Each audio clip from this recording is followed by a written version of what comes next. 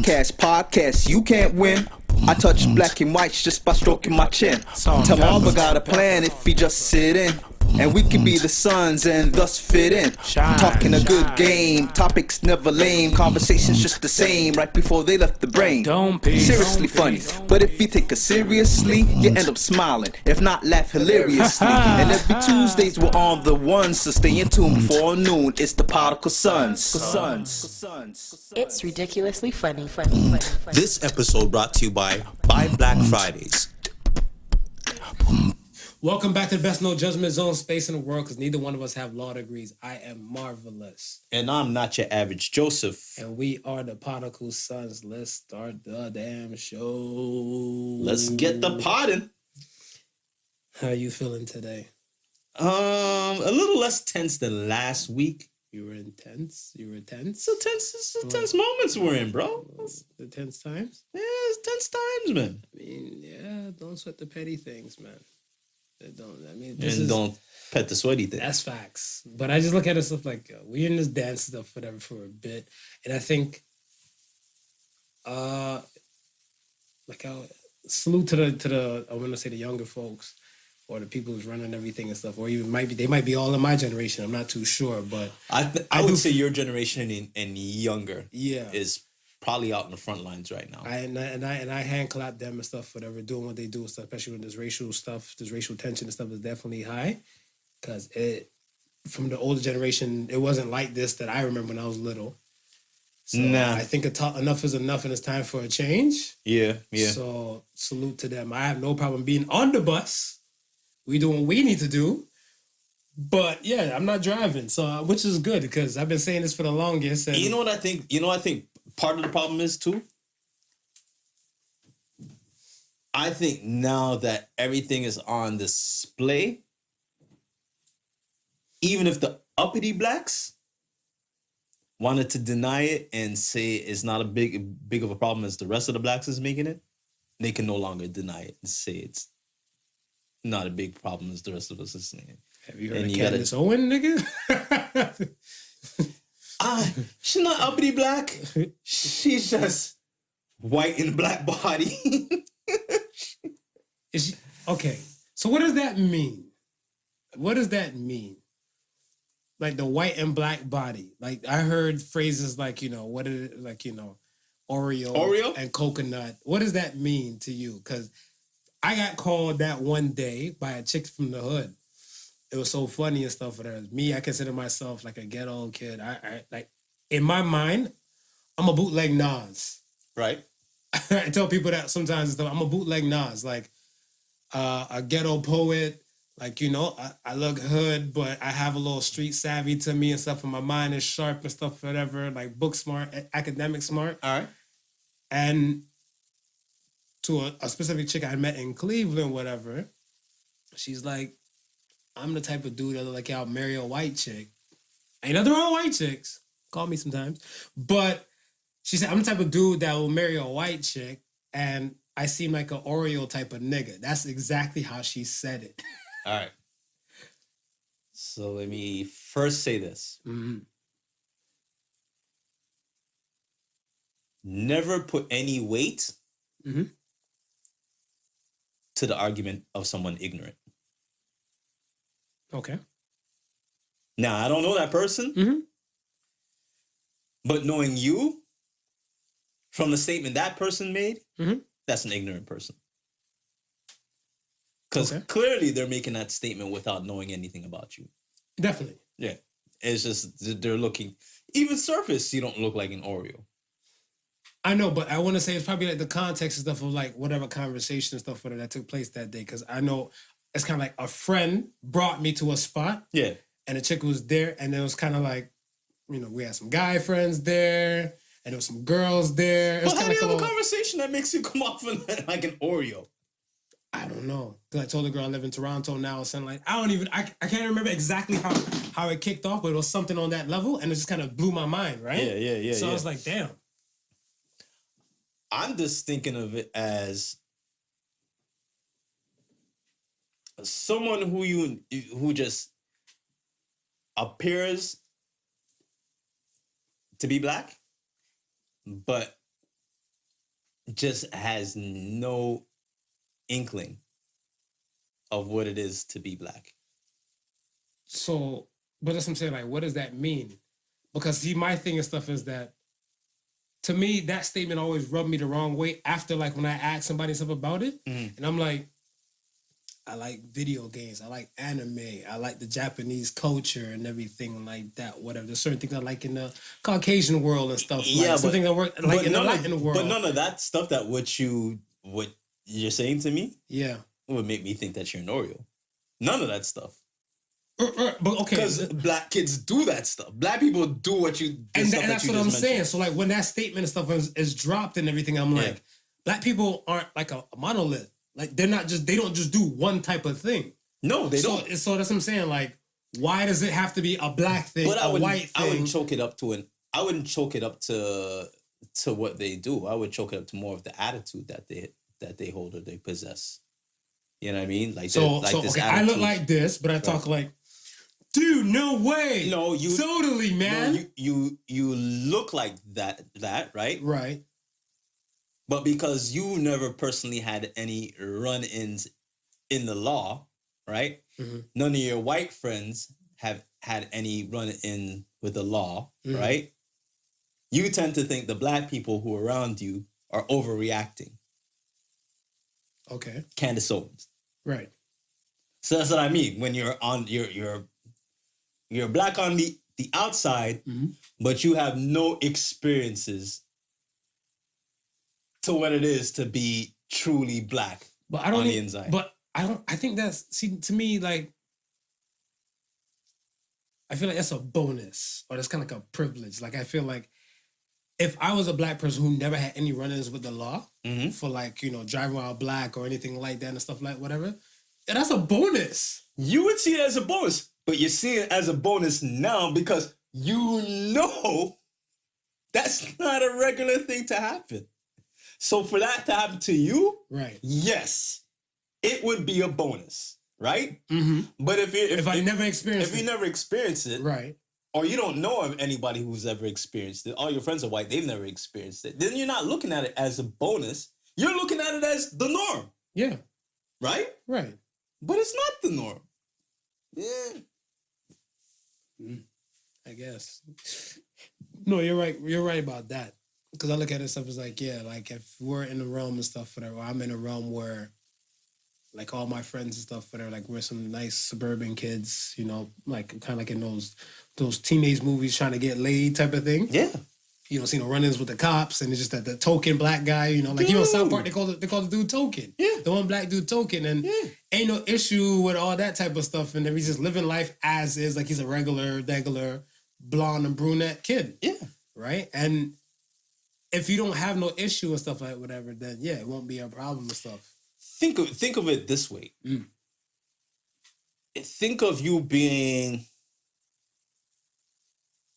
the upper class in black society. Then let's say that then, right? Okay. You live in a predominantly white neighborhood. Okay. Right? Your kids go to a predominantly white prep school, right? Now, I'm not saying they're the black kids in that prep school, but all the black kids in the prep school are just like your kids. Right. They got majority of their friends are white, right? Mm-hmm.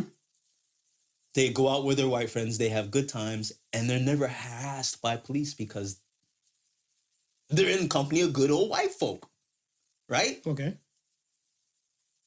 You might be, if you're growing up like that, you might have this misconception of what it is to be black because you're not experiencing what what the rest of the black population is experiencing.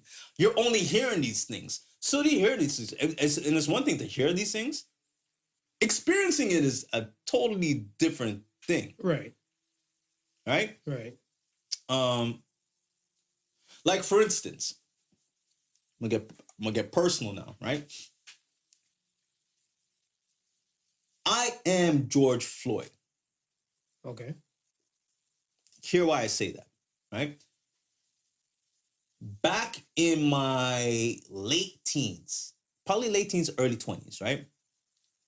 while I was living at Nickel Street. My boys Boogie was over, came to check me, right? It's got to be probably around maybe after 12 a.m., going close to 1 in the morning, right? He's like, yo, he's going home. Ask me if I could drop him over the bridge, right? Now, we know Trithui, Martha Eaton Way over the bridge. What can we say about that? Housing. What would that be in the U.S.? Section 6? You guys call it section. We just call it projects. Public housing. Public housing, right? Yeah. All right. So we know over there, right? So we already know what time it is over there, right? So I drop him off, and I'm on my way home now, right? Now I was driving my sister Sherry's car at the time, right? She had the green 626. Now, from where I dropped off Boogie to Nickel, probably less than a mile. All right? Facts. All right.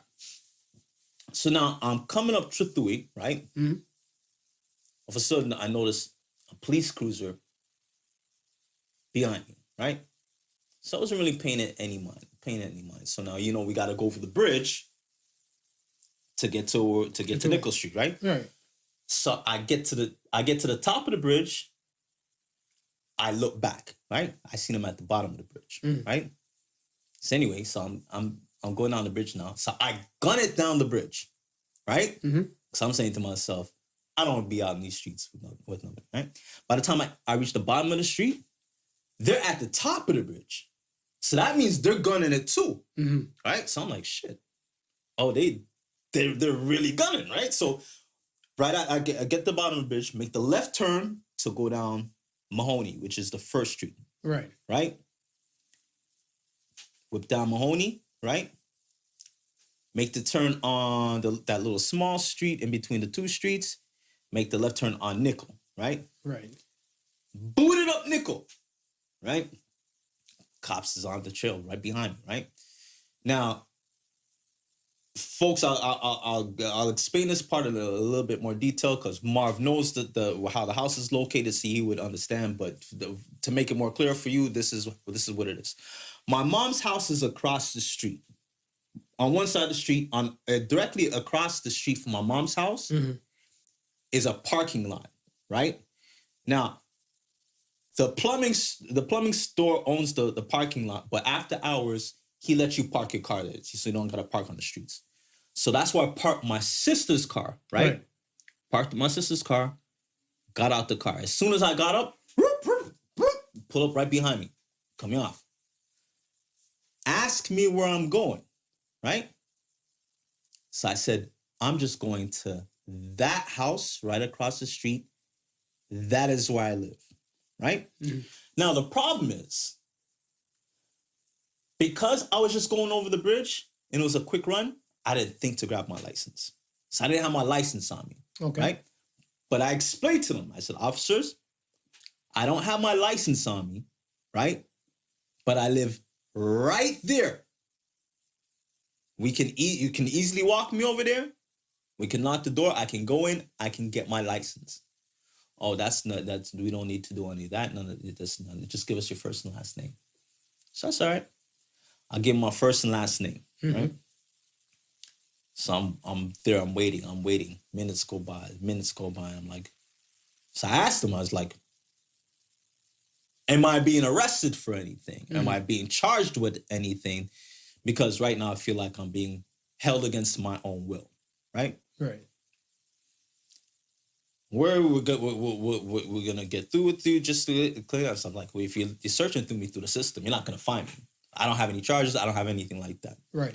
This, not the third. They're going on. I'm getting frustrated now because I can look at the house. You know what I mean? Right. I just want to go home. I just dropped my friend off. I just want to go home now, right? So now I get to the point where I get so mad that I said, you know what? I'm going to take these officers' badge numbers down because at this point I feel like it's harassment. So how do you take them down? How do you take the numbers down? So I'll go back to the car, right? I get a pen. Right? I get a pen. I come out with the pen and the paper, right? I start writing down the badge number, right? Mm-hmm. All of a sudden, one of the officers yells at, oh, he's trying to stab us with the pen. He's trying to stab us with the pen, right? Okay. So I'm now dumbfounded now, right? So as, it's a 2 officers, one male, one female. So as they say that, the male officer grabs me by the neck and puts me in a chokehold, right? So I'm saying to myself, the fuck is this? Right. Like, I literally just dropped my friend home. 20, 30 minutes now, I'm in a chokehold. And hold on, put a thumbtack in that. Tons of people will say that shit don't happen in Canada. You know. This is what I'm saying. I know, bro. Okay. This is what I'm saying. This is why I'm putting a story. This is why I'm saying this right now, right? You understand? Because I have white friends who've never experienced this, right? And look at these, and probably look at black people like, nah, there's something wrong with them. No, listen to my story. I'm a regular person. You know me. I don't cause trouble. Listen to the shit I went through, right? Had me in the chokehold. I'm there and I'm losing consciousness. I'm losing consciousness now, Marv. You understand? This is the point where I said, I'm George Floyd. You understand? Because you were George Floyd before George Floyd. I was George Floyd before George Floyd. Marv, I felt my body lose consciousness. And I don't know if the officers felt my body lose consciousness, right? But as soon as I felt them loosen up the chokehold a little bit, right? I don't know where the strength came from, Marv. I don't know what it was, but I took the deepest breath I ever took in my life. Heaved all the air that I could possibly heave into my lungs and yelled at, Mom! The difference, my mom was alive. When I seen that bedroom window turn on, the light, it was like I seen an angel, bro. Because I can't tell you if I'd be here talking to you today, if that light didn't come on. The light came on, I see my mom come to the window, and she's like, oh my gosh, she goes, Andrew, she screamed. And she said, I'm gonna go get your sister. She went to go get my sister. At that time, at that point, the officers knew they fucked up. Right? Because they realized everything you were saying is true. Everything I was saying is true. I lived right there. And they had nothing to charge me with. I wasn't breaking any laws and this and that and the third. They realized that they messed up, right? Pissed them off so much that the female officer punched me in the face. But why your mom seen this? Nah, she didn't see this. Oh, so while she was coming down. So while they're coming down, because I'm already, so now they gotta cuff me. They cuff me. While they cuff me, the female officer, see what you caused? I didn't cause anything. See what I caused. Punched me in my face, and then put me in the back of the cruiser. Right? We were there. My sister came out, this, that, and the third. Argued it, until eventually they had to let me go because they had nothing to charge me with, nothing to hold me with. As soon as they let me go, with about a couple hours in that, my sister was like, I don't know what this, that, and the third. Like, you should just, like, my car is clean. Why don't you just take a check? I said, Sherry, I ain't do nothing wrong. I was completely calm. I did everything that they asked, right? If there's anything that I'm guilty for, it's trying to write down the damn badge number. Facts. And so, when I see these things happening to George Floyd, I know that position, what that man was into. You know what I mean? Like, like I said, the fact that my mom was around to hear me could possibly be the reason why I'm sitting here talking to you today. Because who knows, man? Who knows? And like I said, I'm talking first-hand experience. There's a lot of people out here who do not have that experience and just can't fathom what black people are actually going through. Are you talking about the blacks or the non-blacks? I'm talking non-blacks and blacks. Blacks in those uppity neighborhoods who don't get that type of policing. I think that's I get your story. I got several stories like that and stuff. Because I know you do. I got several but stories. You're not in the uppity areas or I something. know, I'm not. Telling you. But that's what I'm saying. Like, if I don't know, like I don't want to say privilege, whatever, right? Because I feel like we're starting to overuse that word a lot in today's times. But if my parents paved the way for them to not raise me into a vicinity and stuff, or a world where police would patrol that often, right, and everything, and they work their ass off to kind of take me away from that, whatever. Right. Is it really my fault that they did that? Whatever. Because it feels like a Will Smith and Carlton kind of moment. You know what I'm saying? I'm not saying this. I'm not saying it's their fault. I'm not saying it's your fault that you're in a situation that you're in. Right. All I'm simply saying is the fact that you're in a situation because you're in that situation. You might not understand the plight that I'm in. Facts. How you should understand. Agree. Right? Absolutely. And so that's what I'm saying. A lot of times before, it was just hearsay.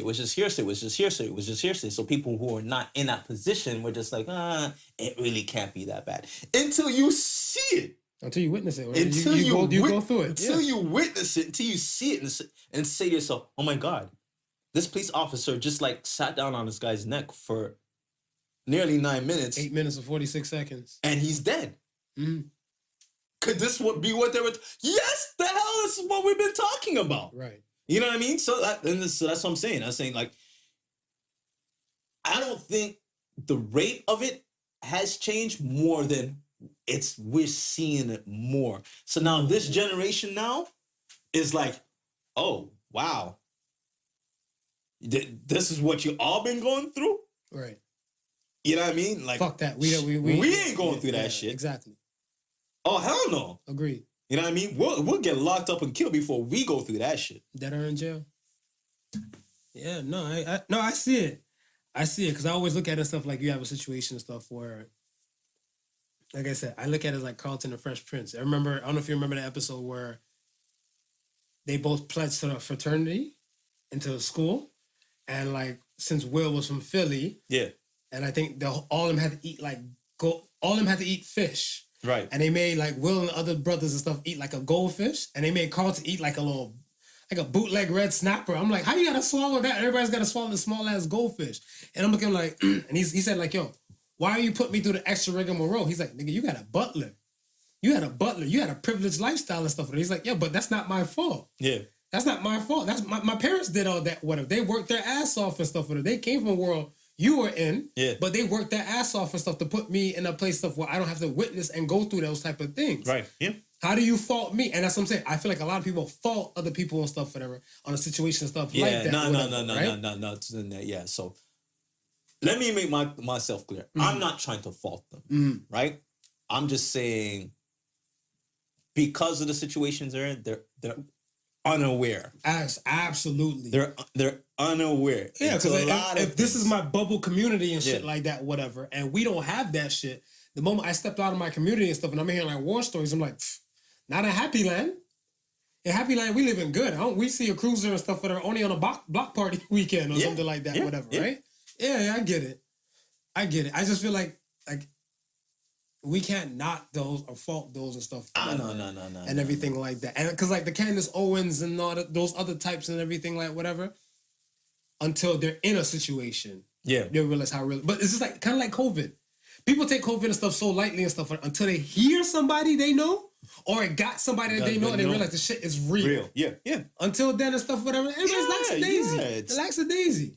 So that's what I'm saying. Like, I get it, whatever. It's just like, that whole acting black thing, it always kind of rubbed me the wrong way because I'm like, yo, that, what does it mean to act black? I remember like, all right, quote unquote, typical black feature is our lips and our nose. Right. I got a pointy lip, my lip ain't that big, and I got like a small, slender, straight kind of nose and everything. And when I date or I'm around people and stuff who aren't black, the non-blacks, they be like, "You're not like most blacks." What the fuck does that mean? Not all black people look the same. You know what I'm saying? Not all black people act the same. Not all the black people look the same. Not all the black people act the I'm same. like, and we're not one way. You know, I think it's so funny because I think you truly have to be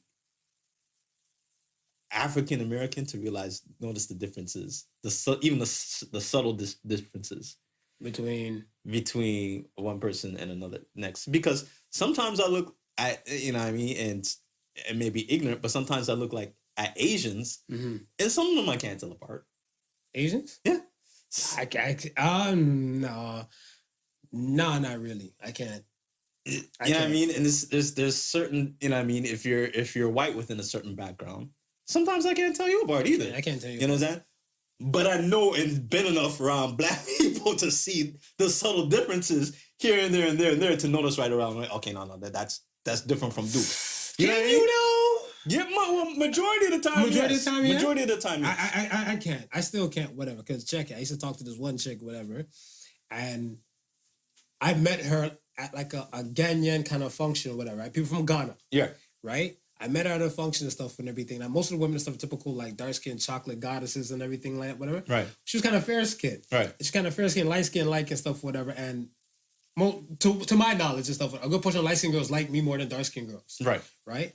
Ever since I got single again, the dark skinned girls, hey, chocolate, I see you. But before that, whatever, as the light skinned chicks kind of look my way, or non-black women. Right. Whatever, right? So now I'm talking to the girl and everything like that, whatever. And then somebody came past and they were talking to her in Tree. That's their native tongue. Okay. It's Tree. And when they were talking to her, so she went back. So I'm like, damn, I didn't know. I thought you were kind of like me. You had a friend who was from Ghana. That's why you were here. Yeah. And she's like, no, she's half Ghanaian. Right. And half Trinidad. Okay. And Tobago. Right. So I was like, oh, you're half Trini. So she's like, yeah. She's like, you just probably thought I was just like a regular Trini chick or something. I'm like, yeah, I couldn't tell. But she threw you off because she's mixed, right? Right. But on a typical day, right? Mm-hmm.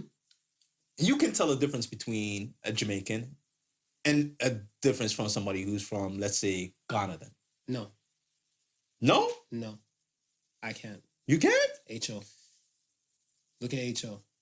Salute to H.O. The first day I met H.O. and stuff, whatever. Day I met H.O., I couldn't even tell he was from Ghana. Yeah. H.O. Because they say like some African people and stuff, the older ones and stuff, whatever, like put tribal scars on the kids. Right. 0 tribal scars. Because his mom and stuff like made adamant like nobody's gonna scar her children's faces. Yeah.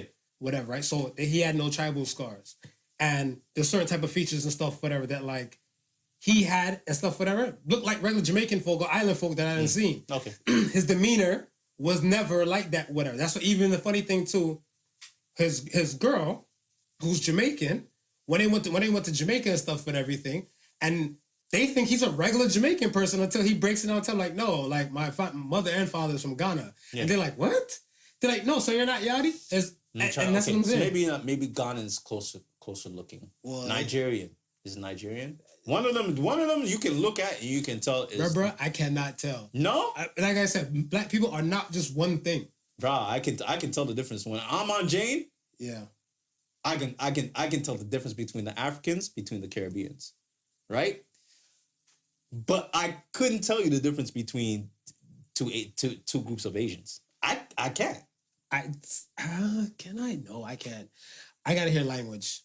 I can't. I gotta hear language. So I'd be that ignorant person that says racist. All Asian people are the same. You know what I mean? Like that would be me. I'm just being honest. Yeah, that's cool. I'm just being honest. I would be that person. Right? I appreciate your honesty. And so when people from other races say all black people look the same. Sometimes I can't argue it because here we are. We're just arguing how sometimes we can't even tell the difference amongst our own people. Right. Right? Right. So is that really racist? No, it's not. No, it's just an observation that you're making. Exactly. I don't hold that against them and stuff, but it's like when they said, you don't look like the typical or you don't act like the typical and stuff, whatever. But I'm like, but that's the thing that gets me because I'm always wrapping my finger around and stuff and I'm like, But What's typical? exactly, because I could have had like generational type of thing and stuff, whatever, right? Because okay, to give you a background on my mom's side of the family and stuff, whatever, I guess she's like that African descent Jamaican Right. and native to Jamaica, like the Native American type of people. Okay. To Jamaica. Those people, the maroon people. Maroons, yeah. Exactly. That's why I have a small nose. That's why I have small ears and certain smaller features and everything, whatever. Part of the reason why I'm a midget too. It's because of them. Okay. Whatever. You know what I'm saying? Like they have that kind of those type of features and stuff and kind of transcended and stuff like through my grandmother's side. 'Cause my grandmother and stuff, whatever, she was part of like that kind of lineage. Right. So at some time, it didn't skip a generation because my mother has the same kind of nose and kind of like features and stuff. I am my mother's kid. Right. Whatever, right? But who's to say and stuff? And my son, he takes a good portion more for his mother. Right. And that's the beautiful thing about DNA. It just can't be contained. No. Exactly. No. So if we're looking at like a native person or a quote unquote like native Aboriginal type of person and stuff like that, whatever, then you add, I guess, African to it and stuff like that, whatever. You have my granny, and then you have my mom and stuff, whatever, who, you know, her kid and stuff, whatever, who's like, my granny's half, and then her husband and stuff at the time and stuff, whatever, was full black. You have a portion of my mom and stuff, whatever, where like the native gene is now slightly thinner because it got more black in than anything else. Mm-hmm. And my mother and father and stuff, whatever, have more of the black and everything. Granted, you know my father, he light skinned and he has freckles. Mm-hmm. So that's what I'm saying. Like that adds another mixture and stuff whatever to it too, whatever. So how could I be like the typical ones when my lineage isn't even typical? Yeah. So that's what I'm like, and then I'm saying like the acting thing and stuff. What I'm like, if I lived in a world like Carlton and you see me out here, you know, it's not unusual to be loved by anyone. That's just my world I come from. How do I have to act like a type of thing? So I just always get rubbed on the wrong way when it comes to that. I prefer them rub me in baby oil in a rub and tug type of place. Yeah. Quiet setting. Yeah. With my dick out. But I mean, that's it. That's it. It's just thoughts of a madman. I don't know. I'm just black on both sides, so I've never had that problem. That's what's up. Let's get to some shits, man. And the winner of the Mount Rushmore is Group A, who belongs to not Travis Joseph. And you piece of shit people who follow him. First of all, I'd like to accept this award on behalf of Denzel, Leonardo, Will, and you don't even remember the motherfucker's name.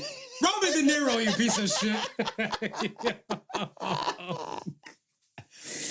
Thank you for all the wonderful people that voted.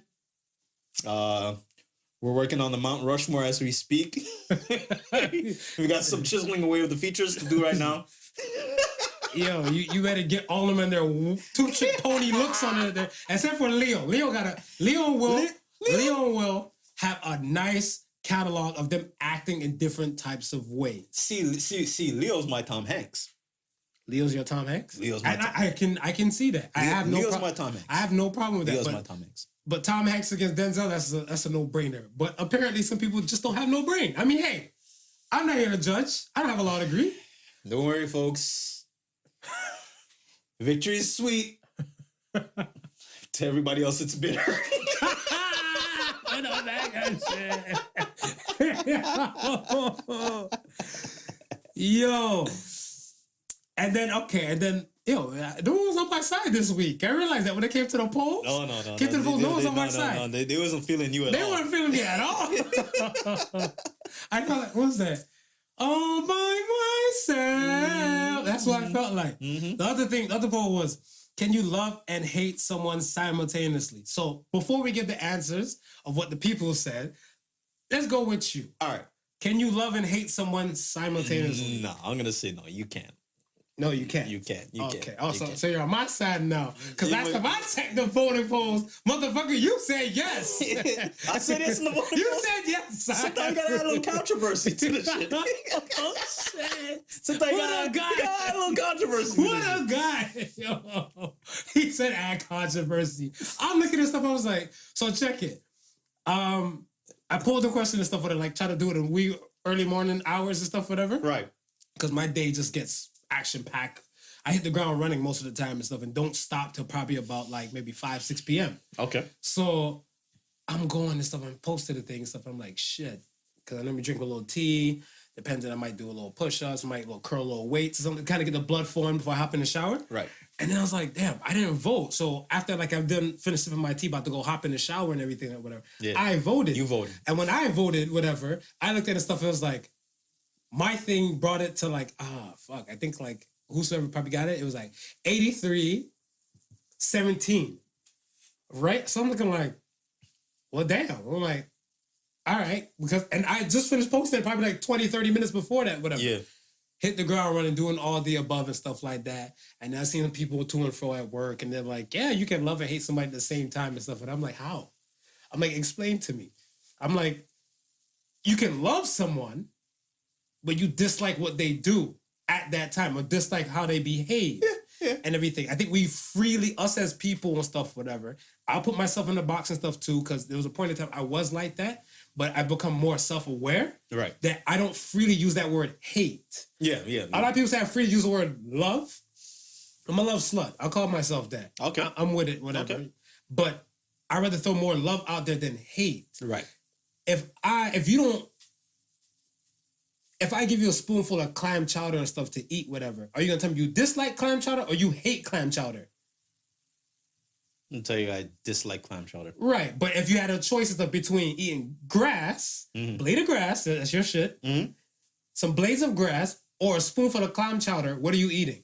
I'm gonna eat the clam chowder. Exactly, because you dislike it, but you need the substance and everything and whatever, so you'll rock with it. Right. You might not like the taste. Right. We overuse that word hate so much. Hate. I feel like us as people, we need to get better and kind of eliminate that hate. When I was taught Spanish when I was little, you say no me gusta, you don't like. ODR means to hate in Spanish. Right. Shout out to my Latino folk, Mexico and Spain, by the way. but you know what I'm saying? Like when it comes down to it, whatever, they tell you don't say that word hate. To say the word ODR means you're on the level of bloodshed. You're ready to cause bloodshed, or you cannot be in the same room with said person or said thing. Right. So, and yes, there's levels of hate and there's levels of love, but those are two parallel type of things. So I'm like, I love and hate my man. How? No. Well, he cheated on me and everything like that. So you love him to stay with him. You just dislike what he did. Or you hate the man so much that you break up with him. So I'm like, which one is it? I guess you're right, Mar. Why did you put that on the damn poll? Hulk smash. No, but I think you are right, though. It's just people use those terms loosely, right? Way too loose. They use, the term loosely when there is so much levels between. You know what I mean? It's like, you're not necessarily, you can like something really a lot, but you're not necessarily in love with it, right? Right. But you have some people be like, oh, I love that. You know what I mean? So it's like I've fallen in like with a few women. You fallen in like with? I've fallen in like with a lot of women. Not love. I've fallen in like. There's a few women I've fallen in love with. So yeah, I agree. Yeah, those terms are used loosely. And then when you and then it's confusing because if you're using it loosely to a person who's straightforward, then you can send the wrong message, right? Because that person is taking that word that you're using as face value when you probably don't mean it as such. Yo, a girl told me and stuff, whatever. Excuse me, a woman told me and stuff, whatever. She's like, she doesn't like that I use the word love. Whatever, right? She said, I use it too loosely and stuff, whatever. So she said, it would mean more to her if I said, like, I said, like, come on, such and such. I love you. I love you and everything. Whatever shit. No. She don't like when I say that. So she's like, she kind of takes it more when I say, such and such, I care for you. And it means more to her. Because she's like, you tell everybody you love. She's like, you say you fucking love bubble tea. You love food. I'm like, I do. She got a point. I do. And when I'm high, I even love it a lot more. But do you care for bubble tea? On a deep level, I do. if I was in a tub full of bubble tea and the tapioca bubbles, and I know my ass and my dick was clean, I would go in there and just drink it with my hand, like I'm on top of the world, you know, like a York peppermint patty, you know. But I feel like yes, I do use the word love, probably a little bit more than I should. Right. But I feel like Dionne Warwick and Burt Bacharach had me, man. What the world needs now is love, sweet love. Fuck, if we use this, if those officers had love in their heart, they want to do shit that they do. Yeah. If people want stuff, if you actually had more love in your heart and everything like that, you see a random ass person, you want to get them like an ice grill and stuff for that. Yeah, your parents might have gave you a type of demeanor and stuff to help build you, and then you develop resting bitch face or a nigga moment and stuff might come in your system. But if you have more love and stuff, whatever, those things won't happen. Yeah. That's just me. That's just my opinion, though, whatever, right? But like I said, we just take certain things and stuff, whatever, a little lightly, and they still, like, on, like, a straightforward level, they hold heavy weight. Yeah. They hold heavy weight, whatever, right? That's it. Speaking of love, tell me about your first love. Yeah, much to tell. Did you lose your virginity to her? Nah. I don't think anybody lost their virginity to their first love. You lost your virginity to first love? Yeah, I was in love, man. Why you roll your eyes for? Folks at home who can't see this asshole, he just rolled his eyes at me. First of all, she was special to me. That's why I gave her my virginity. She was special to you? Yes. That's why you gave? Yes. Oh, okay. I was looking for anybody special to lose my virginity with. You just wanted a hole to put it in. I just want to lose my virginity, bro. Yo, let's talk about this real quick. I feel us as men, I think we're over-sexualized. Like, I feel like we have to, like, even though it's like some of those old school movies and the teenage movies and shit, whatever, like, you know, before they go off to college, everybody's set, all the guys are set to lose their virginity before, like, they go off to college or before they become, quote-unquote, an adult. Yeah. Why? Symbolizes manhood, I think. Or they like to take it as a symbolization of manhood.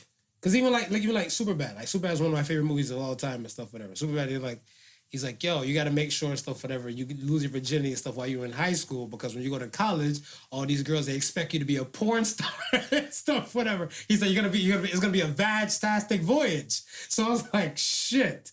But like American Pie, Porky's. Well, do you want even better? Look at monarchy with the young princes, right? Before they marry and settle down with whoever who's to be their wife, they're told to go out there and sow their wild oats as men. Yeah. So why do people cuss Boozy and stuff, whatever, for him trying to just make his son and his nephew sow their wild oats so early? When this is traditionally and typically how we raise men across the world. I think the backlash has to do more with the fact that you're putting it out there. So if he didn't put it out there and stuff and just let it happen. Dude, look, man, you teaching your kids how to be a man, that's on you. That's how you do it, that's on you, as long as they get from childhood to being a man. But you shouldn't be broadcasting it. I mean, but if it's typically done, what is it? You just don't say certain type of things? Is that what it is? Shit, things you don't need to be broadcasting everything. Facts. Be mindful what you post. Yeah. I'm a firm believer and stuff in that. But even if he said it in a conversation and somebody repeated the rhetoric somewhere and stuff and said, Boozy said it, and like, yo, we heard you say it and stuff, and he's like, yeah. He's still going to be crucified for it, regardless if he posted it and stuff or not. I don't think that it depends on who's hearing it, right? Because there's people who've heard what he said today and haven't crucified him. I don't crucify him and stuff, whatever. Exactly. So it's gonna be depending on you crucified me when it came to the 12-year-old, the 14-year-old, and the strippers and stuff at the birthday party. I'm like, he's gonna be going to a strip club any day in the future. So yeah, but we both agreed that it should have been something that was not posted. Fair. Right? Agree. Of course, absolutely. Yeah, it should be something. I mean, you just word of mouth. Do you hear it? Whatever. Like, yeah. Yeah, And you know what I mean? I think when you're posting it, you open it up to those who disagree and want to ridicule you. I mean, but some of the stuff we even say on the show. This is a trigger warning type of show, right? Yeah.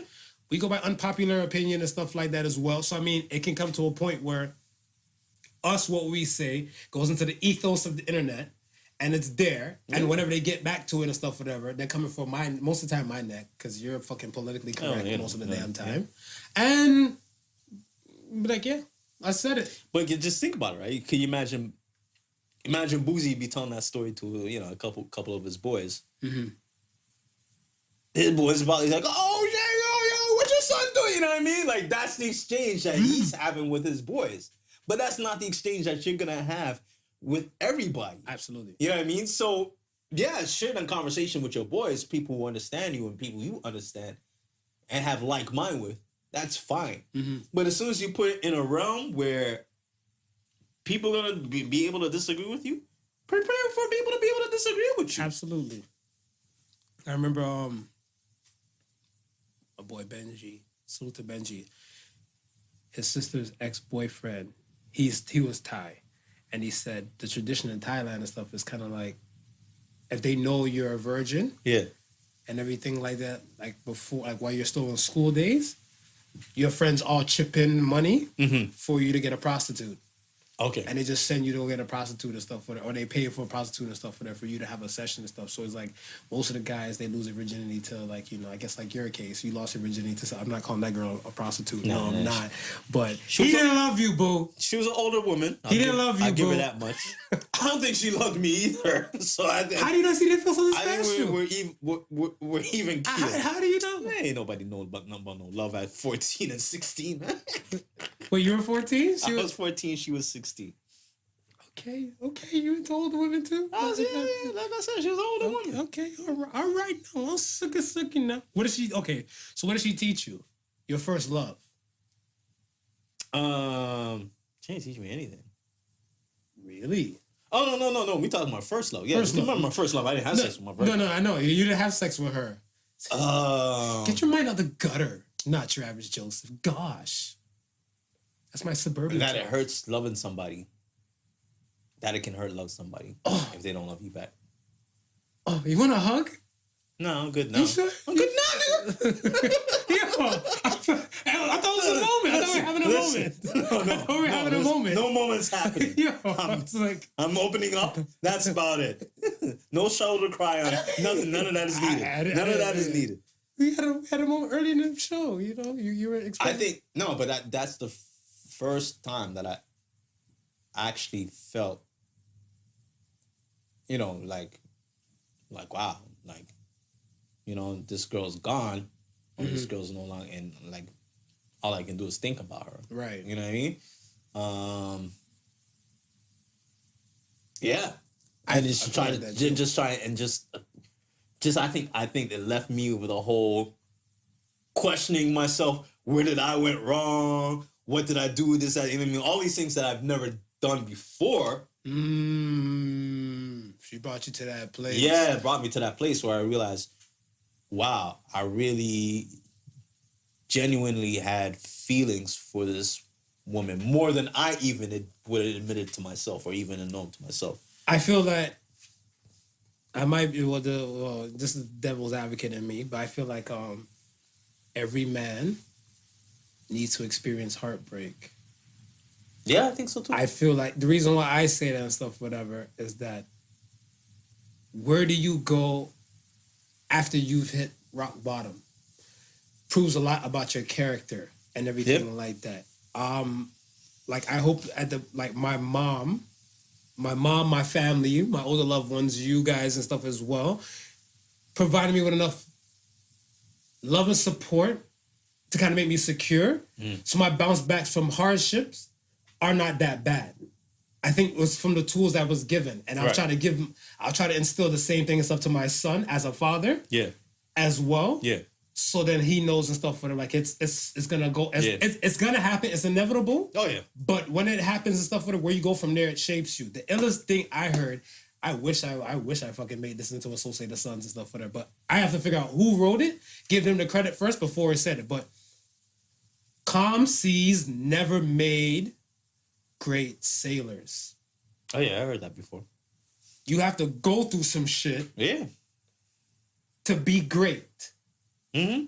And where you go and stuff and everything. My mom and I, we had a convo and stuff, whatever, you know, years ago and shit. Like, I think I was in my early 20s or something like that, whatever. And she's like, I said, oh, you know, I said something about strong women. Like, there's a lot of strong women out here and everything. And she's looked at me. She kissed her teeth, you know. She said, me, strong women. She said, no. They're strong and there's aggressive, bumbleclot, aggressive women. So I'm like, why you emphasize the bumbleclot? And she's like, a strong person is a person that can weather many storms and there's no change to their character. Yes. That's a strong person. Yes. An aggressive person, they go through one storm and they change for the worse. Yeah. When you go through a love situation and stuff like that, you shouldn't change for the worse. We said that. One letter between better and bitter. Yep. Whatever, right? So I feel like hopefully if my son, my son comes to that point, I give him enough teachings, love, and support, and as well as his surroundings as well, for him to go up and be great. To be better, not bitter about that situation and stuff, whatever. It's gonna happen. It's good. Yeah. I mean, like I said, it's a situation where it's unavoidable. Mm-hmm. I mean, once you fall in love,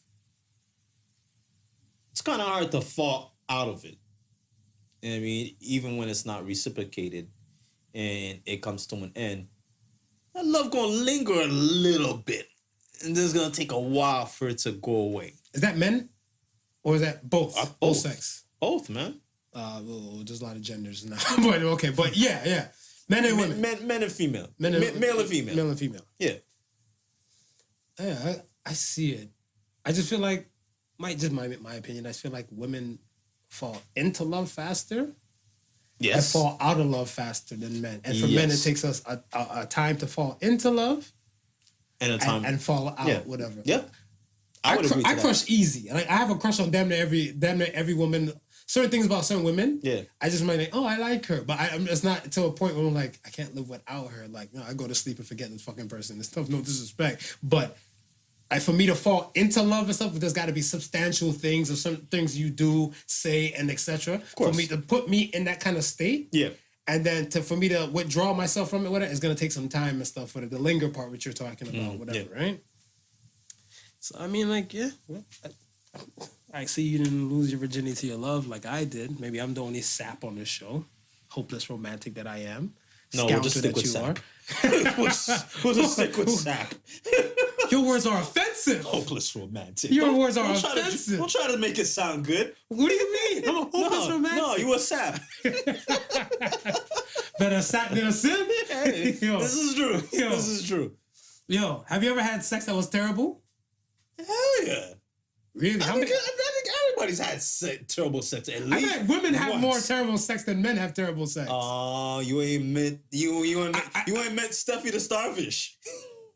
No, I had a few starfishes. Yeah, you met Steffi the Starfish? Yeah. Then how can you say only women? No, I said women have more. Yeah, they have more. Okay. They have more. I know. I met quite a few Steffi the Starfishes. I have a few starfishes under my belt. Okay. And I think there was one young lady. I don't know. The cooch didn't feel right. I don't know. Like maybe because I don't know. I had condom. I don't know. But from the condom side, because I always use thin. Yeah. But it felt like it didn't feel right. One of my friends said he'd been with a chick that felt like throwing a hot dog in the hallway. Like she had no walls, and he's like, he's not a little dude and stuff. And I'm like, I don't want to see your dick and everything. But he's like, no, he's working with at least like some inches. Yeah. And he's like, for it to feel like there was nothingness in there, or whatever, it was something else. The girl I was with, it felt like wet food in a sink. Like, you know, the wet little pieces of... Yeah. And that's what it felt like. I was like, ew. I was like, ew. So I was like, I just kind of just rabbited through it, whatever, to kind of just finish. I was like, you know what? I just got to get this show over with. And I never did it again. I just told her like I was going away to military. So if she see me on the street, she might be like, oh, you must be a decorated soldier now. So, yo, nigga. Yeah, I am. Soldier of love, Matt. So yeah, you had the starfishes. What else? Starfishes, the overly wide cooch. You know, you fall in, you actually fall in. The hot dog in the hallway and shit. Yeah. I had the hot dog. Is that legit? Hmm? Maybe I think women with Kegel game that's on point. Like I haven't got. Maybe. Let me touch wood real quick. I'm not trying to get that in my near future. Maybe. So it's not that bad because I'm a hopeless romantic. Bitch. Will you disrespect me? No. You ever get head till you physically get a headache? Wait, you got a head to... Hold on. I had some long head sessions because it takes a lot for me to bust off head. No, I never got a headache. This happened to me twice. You had... Was it going too long or something like that? Like, what made you develop a headache from it? I don't know what caused the headache, but yeah, That's it's weird. happened to My me. stomach kind of turned when you said that. Like, how is that possible? Hey, I have no clue, bro. But I had like now I'm talking like throbbing, like pounding headache. To the point it's like, nah, just finish. Let's stop. Yeah. Really? Yeah. I don't know. It's happened to me twice. Shit. I don't think no physician can fix that for you. I thought I'd just throw that out there just in case. There might be because I remember a guy told me stuff once with it. I told him about, I was dating a woman at the time, and I think this when the Limitless movie came out. Yeah. And I really wanted to watch the movie. I'm the idiot. Like, if we say Netflix and chill, I'm actually going there for Netflix. When the credits roll, we can chill. When the credits come on, not when the movie's on. And I really wanted to watch the movie. Yeah. And movie's dope. Movie's dope. Movie's dope, exactly. Man. But then she started rubbing on it and everything like that through the pants. I was like, she's like, yo, like, just whip it out. I was like, okay. Yeah. But I was trying to reach for the remote to try to, hit pause or stop. Yeah. I want to focus on that, but I want to focus on the task at hand. And she was just going till I even seen her like do one little like stretch type of notion. I was like, she backed up and then what is? Yeah, she's like, I'm like, oh my gosh, I'm like, you know what? Let's go to the bedroom and let me beat it up because I really want to watch this movie. But you look like you're in pain. You're about to get lockjaw. About to get lockjaw. So I was like, all right, my bad. But when I was telling the dude and stuff like that, he was saying and stuff like that. He's like, yo, there was one time he was with a chick and he's like, he was focused on, I guess, like a movie. Yeah. Or something like that, where he was focused on watching something else. And he said when it came to him getting the goods and stuff, for some reason his stomach started hurting. And he felt like he felt nauseous. Really? Yeah, he felt nauseous. I was like, I don't know if a doctor can cure that and whatever. Yeah. But he said that he's like, basically kind of beat it up from the back and everything like that. And he said like, he just had to wrap it up and stuff whatever kind of fast. Yeah. Because he said he felt like he just wanted to just yak on her back. Yeah. Yak on her back. Yeah. Effortless bars, baby. There you go. There you go. Yo, but I was like, Yo. Let me ask you this. That's great, brother. We're in a situation and stuff where we should be building our black queens because of the special times we live in. Yeah. And our black kings. We're not saying we're not building everybody, but we're focusing on them, on us a little bit more in these times and stuff. And by the way, salute to Japan. Because Japan has their march today on the Sunday. Okay. For the Black Lives Matter thing and stuff, whatever. And to be honest and stuff, whatever, when I had to Google the population for blacks in Japan, it's at 5%, like 5.5%. Of black people living in Japan? Living in Japan. Really? 5.5%. Did not know that. Wow. Whatever. But I think now, is that a lot of army folk? Station folk? Correct. Right. Okay. Correct. But then you have other ones and stuff where they go for like students and teaching and so forth. Stay and everything. I know if my black ass had an opportunity and stuff, I don't know, I might not come back right away. So I mean, there's some folks and stuff that kind of think like my weird ass and stuff too, right? Yeah. So, but with the black women and black men, I feel like a lot of times in black couples and stuff, whatever, black relationships, excuse me, you agree or disagree? Do black women emasculate black men more than other races? And let me say this. Google's definition of emasculate is when a man is deprived from his male role or his identity. And then like there was another one and stuff from Webster. It said to make weaker or less effective. Those are the two definitions I got for emasculate. So do you feel that black women emasculate black men more than other races?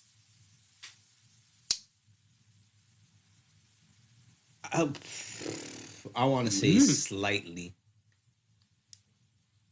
See, and here's the tricky thing. When I look at situations like this, right? I'm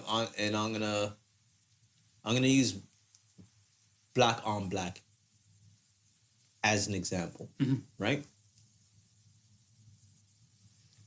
We see black on black crime happening more frequent than we see black on anybody else because of just the situation that we're in. So if you're around more blacks, you're gonna have more black on black crime, right? I can agree to that. If you're around, if Asians are on anything more than Asians, it's gonna be Asian on Asian crime. White people is probably more white on white than anything else, right? So when we get hit with stuff like this, I feel like there's apples and oranges though. Go ahead. Because I've, not to cut you, put a thumbtack in that. The quote unquote, I guess, stereotype is that Asian women are more docile. okay, So if they're more of docile type, which is from the stereotype, right? they're not the ones to kind of emasculate a man and stuff. They're the docile one in the relationship. Okay, Go ahead. But who is that? From what standpoint are we hearing that from? Are we hearing that from like if non-Asians? If you were in an Asian community, would they say the same thing that their Asian women are docile? Is that a good portion of them? Would say it. Yeah, because I want to say yeah. it. So like, salute to my girl Twee, Benji's wife. Right. She said I'm giving her info, but she's from Vietnamese descent, Yeah. and her father made sure she wasn't raised to be the typical Asian woman. Okay. So typical Vietnamese young women and stuff, whatever, would just take the shit and they won't speak up. Her and her sisters, Right. they're vocal as can be. Okay. Like I want to, like she, like you know what I'm saying. Like she's in a level of stuff that came to her and her husband or my boy. Right. She might emasculate his ass and drop over die faster than a black woman would. Okay.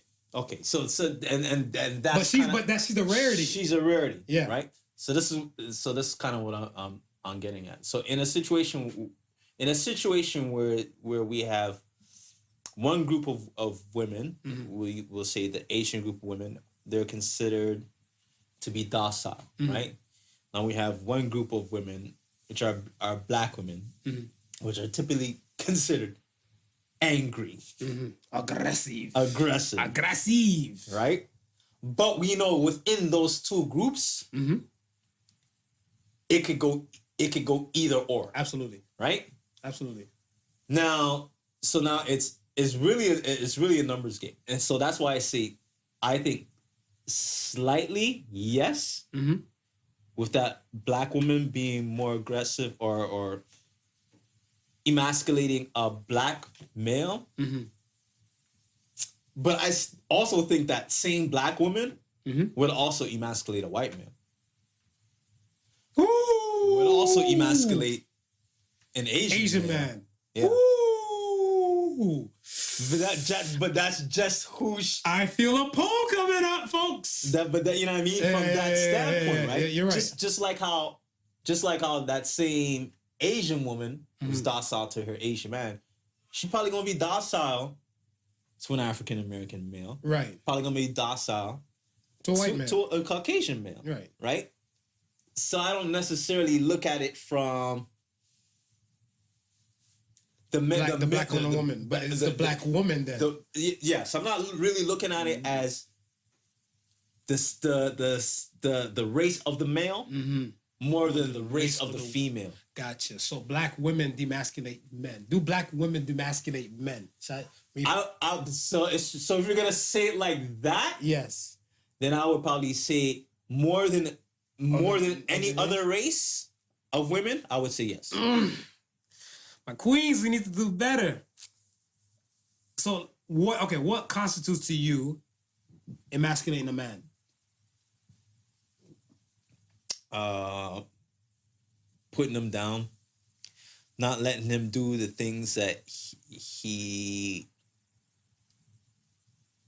needs to do, or I wouldn't say needs to do, but feels compelled to do as a man.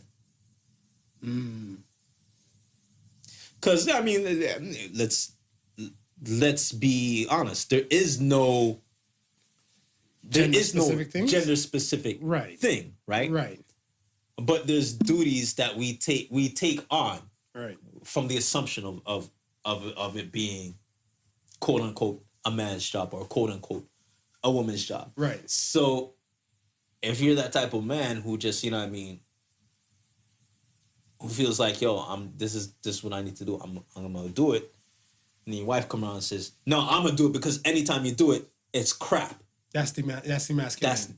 That's emasculating. Yeah, that is. That's. You know what I mean? If you're putting it, if I'm coming forward with the effort, right, and you're not seeing me do it as to the capability or to the standard that it can be done, right? Then opposed to if you saying, "Oh, that's good," but if you do it like this, do it like that, you probably get a little bit better. You probably do a little bit better done, right? Wordplay, right? The wordplay. And then I would say to myself, okay, yeah, I can do this, that, and that, right? And get it done. But instead, you choose to say, you did it wrong. You're worthless. You're totally useless. Forget it. I'll do it myself. My favorite one. You're as useless as an asshole right here.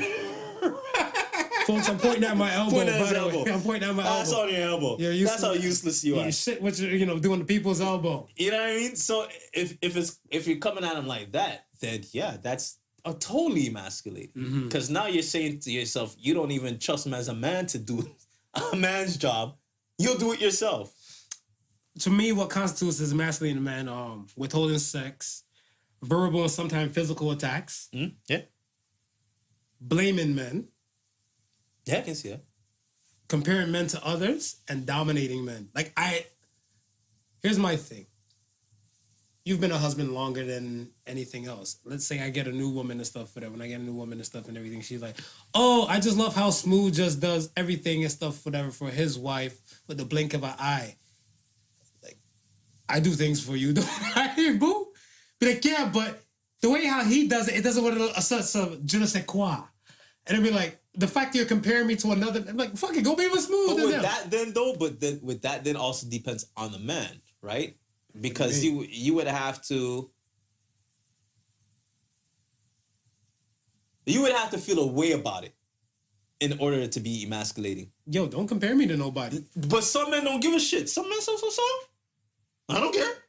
And it's not gonna emasculate them. How many straws would it take to break the camel's back? If this person, I was about to say another word, this piece of bastard says the same thing over and over, so you want to get annoyed? But if I know listen. That's a yes or no statement, If I know it's not true, no. Okay. No. You can say this. You can say it 1,000,001 times. Absolutely. Till you turn blue in the face. But then, that's what I'm saying. Like, I feel like there's still come a point. So I'm not gay. Yeah. You can call me gay and stuff for that 1,000,000 times and stuff for that. But I'm pretty sure by the time you come like, hey, homo milk and everything like whatever, like, damn it, dog. Don't you get bored? That's me like kind of snapping and stuff with it. Like the thread's starting to unravel. All right. You may snap. Yeah. Right? Right. You may say something, right? But you probably still won't feel emasculated. So you can say, listen, bitch. You gonna tell me how I'm not one more time, but kick your ass to the curb. You're gonna pack your bags and go to Marvin's house. But I still ain't gonna feel emasculated. I mean, she have to pay bills. She can come. So that's what I'm saying. It depends. It's also going to depend on the man, right? Right. Because it can be emasculating. Absolutely. For a person who, I guess, what would you say? Not strong-willed. Yeah. Or lack of self-respect. Or lack of self. Any one of those things can add to that and then become emasculating. Yeah, I get it, man. Let me ask you this now.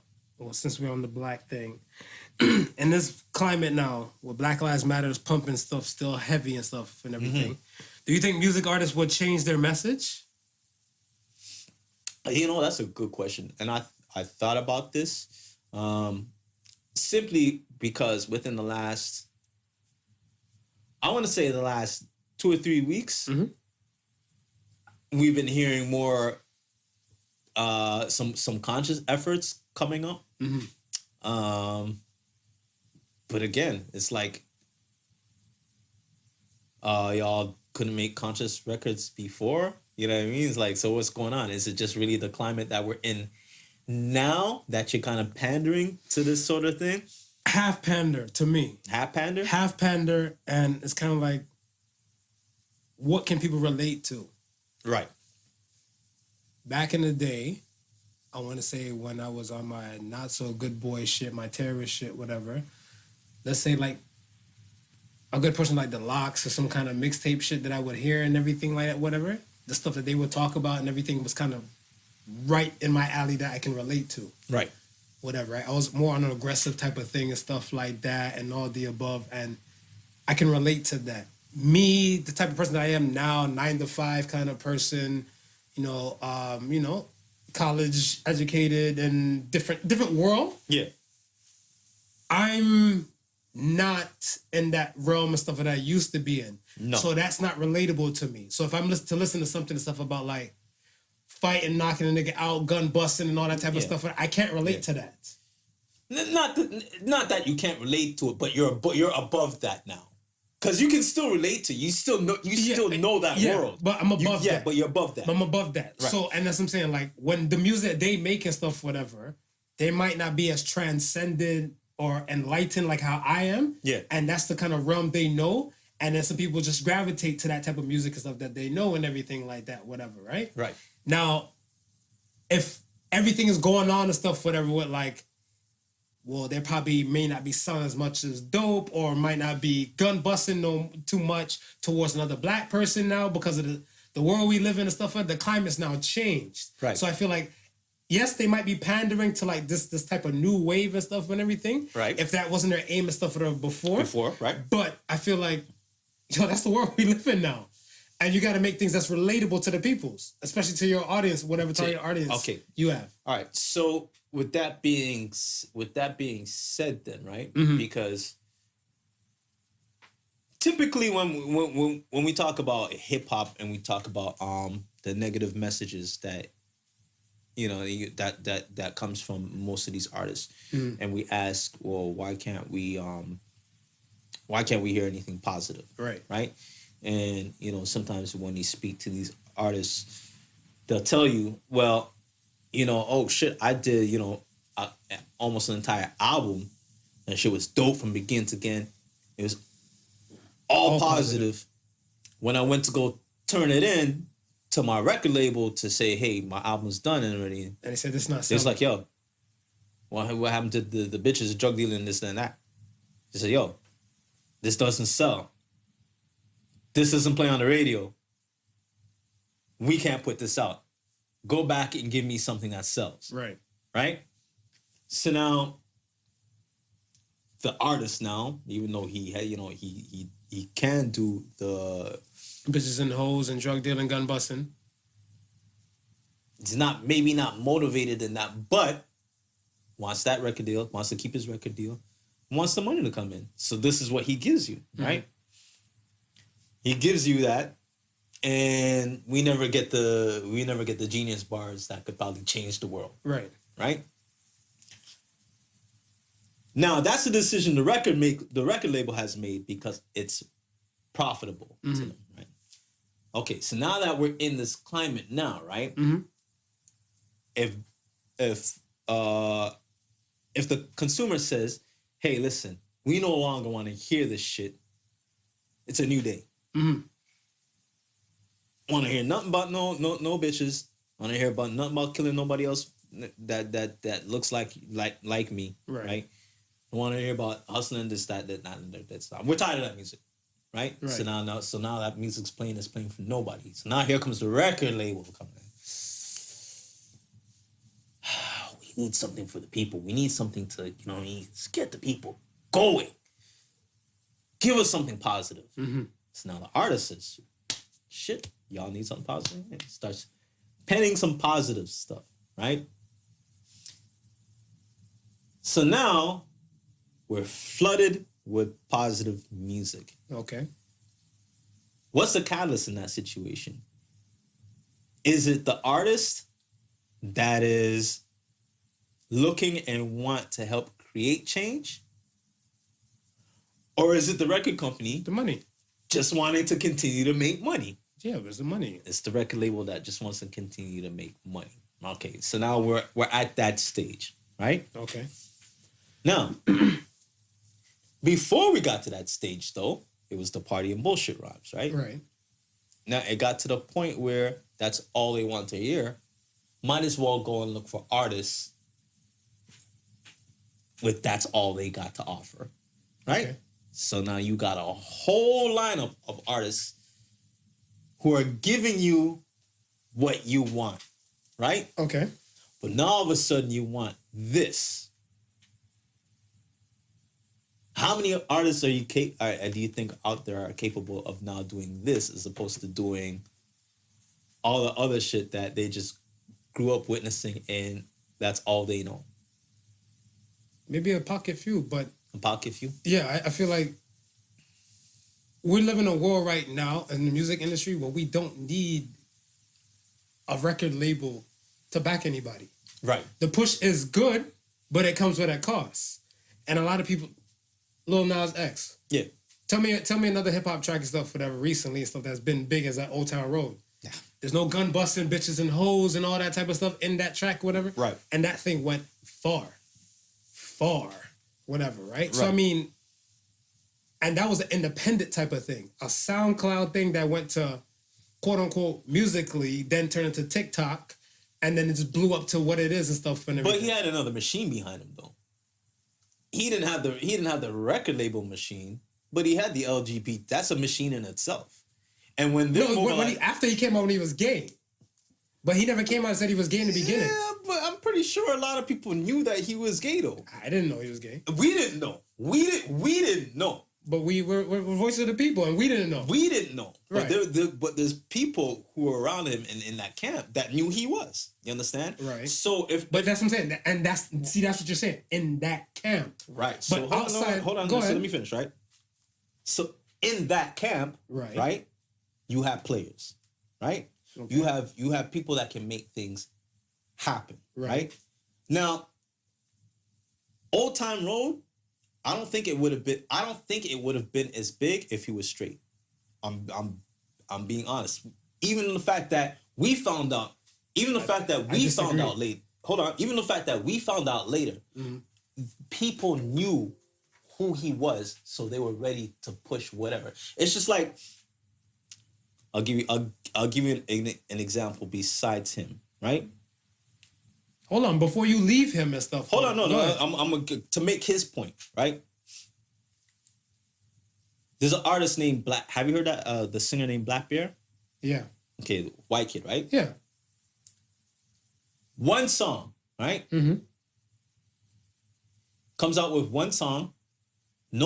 Before he comes out with that one song, nobody knows who the hell this guy is. Right. Right? So it's up to the machine. So the machine comes in and says, yo, I got this artist. I need for you to play this artist, right? And the machine goes around and he does that. All the little different stuff like that. You know what I mean? The social media networks, this, that, whatever the machine can operate with, the realm it operates in, operates and gets it done. Okay. Right? Same thing with Lil Nas X. Without us knowing who he is, there's somebody already who knows who he is and knows the importance of what he's going to play. Right. So they start working the background scenes for him, right? Just like, I'll give you another example. Drake. When Drake first popped off, everybody was pissed off because they're saying like, yo, who is this unknown rapper? Where is he coming from? Why is he getting all this play? Right? Okay. But what they didn't know was what what the outside didn't know, right? But what the inside knew, right, was there's this chick, right, who's high up, really liked him, right? Right. So started going around with his music and said, hey, this is what you're playing. And this is what you're playing. Right. This is what you're playing. This is what you're playing. This is what you're playing. Till he's playing. Right, because she's the machine. Because she's the machine. That's fine. But right? my thing and stuff is that even if whatever, she's going to the place and stuff to plug it in and stuff, whatever, right? It's still more of the consumer than it is of the operating bodies with the machine. And it's up to the consumer to ingest it and take it on. Because even like Lil Nas X, because even Lil Nas X, he came out the June after his song bust in the October, November of the year before to say that he was publicly gay. Publicly. Right. And then publicly. And because of that, that gave it another few months and stuff to live on the publicly. Exactly. But that gave it another life and stuff to live to the outside world, to the consumer world. But while he was in the background, no one knew. No. LGBT, the community No, they knew. did not. No, they did not. Dude, no, they did not. The community knew. Those who are in his inner circle knew. But that's what I'm saying. His gay. inner circle is like this compared to consumer who are the outer circle. I'm not talking to consumer. I'm not talking. We're getting two people making.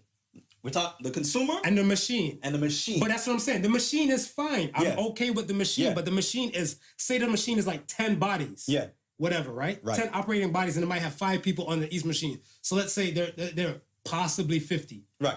50. Right. Right? Right. You can play whatever song. I'm consumer. I have to choose if I want to play it on a streaming platform or not. Yeah. That's it. But you know what? And with the more streams I play, if I play that song 5 times, it's adding to whatever set machine and that person is gonna build and grow. It's consumer. It's still consumer. He jumps off. He jumps off of SoundCloud, right? Right. Consumers. Yes, we stream it, right? But we're not the deciding factor on what needs to be played. What needs to be played? How long? How much times it's streamed, and how many times it's streamed? Then, of course, we are. Hold on. Then, we're not the ones that go to the blogs and say, "Hey, this is what this is. We need you to put it in front of these people so they can see it and so they can stream, right?" So again, I'm Lil Nas X, right? Mm-hmm. I make a banging track, right? Who's ever in my camp, right, knows that I'm gay. Okay? Someone says to somebody else within the community, says, this is a rapper. He raps really well. You understand? And he's gay. Okay. Right? So now he can be a beacon, right? So they say, okay, but guess what? We're not gonna tell anybody he's gay. Right? Okay. Because we already know the attitude of the hip hop community, right? So we're gonna protect that part about him, right? But while we're protecting that part about him, I'm gonna go through all my channels that I already know that's out there, all my bloggers who I know that's out there, and I'm just gonna get them to go to friggin' town with this song, whether it be on SoundCloud, whether it be on anything that's social media, to get it out there in front of the people's faces. And that's fine. Yeah, if it's out in the faces. Go ahead. When it's out in the people's faces, right, the consumer does the rest. But that's what I'm telling you. This song still has to be good to the consumer's liking, because at the end of the day... But how many shit songs out there consumers didn't like that blew up? But that's what I'm saying. Name a shit song right now. You name me a shit song right now that is completely garbage, and the consumers can actually say that it's a garbage track, but they're streaming it. They have to like it. They have to like it. You can put a song... Radio's obsolete. You're asking the wrong person. But that's what I'm saying. Because I'm going to tell you, I think 50% of the songs that are out there are shit. Right, and it's up to your liking to say like if it's shit or not, whatever, right? And that's what I'm saying. It's a liking. But hear what though? Half of the 50 songs that I say that is shit, I hear so many times that it's beaten into me, and this is the problem with a lot of music, which is fine because it's now penetrating stuff so much to you. You listen to radio, I don't. Right now, my thing and stuff is that if I like this shit song, I'm gonna stream it. Right. And if I don't like the shit song, I'm not gonna play it at all. Right. And that's part of the reason why, like, when it comes to the streaming world and stuff, whatever, they really have to like your shit to even give it a spin. But see, it used to be like that. But now everything's curated. So a lot of times people don't even listen to the music that they like. They just saying, oh, you know what?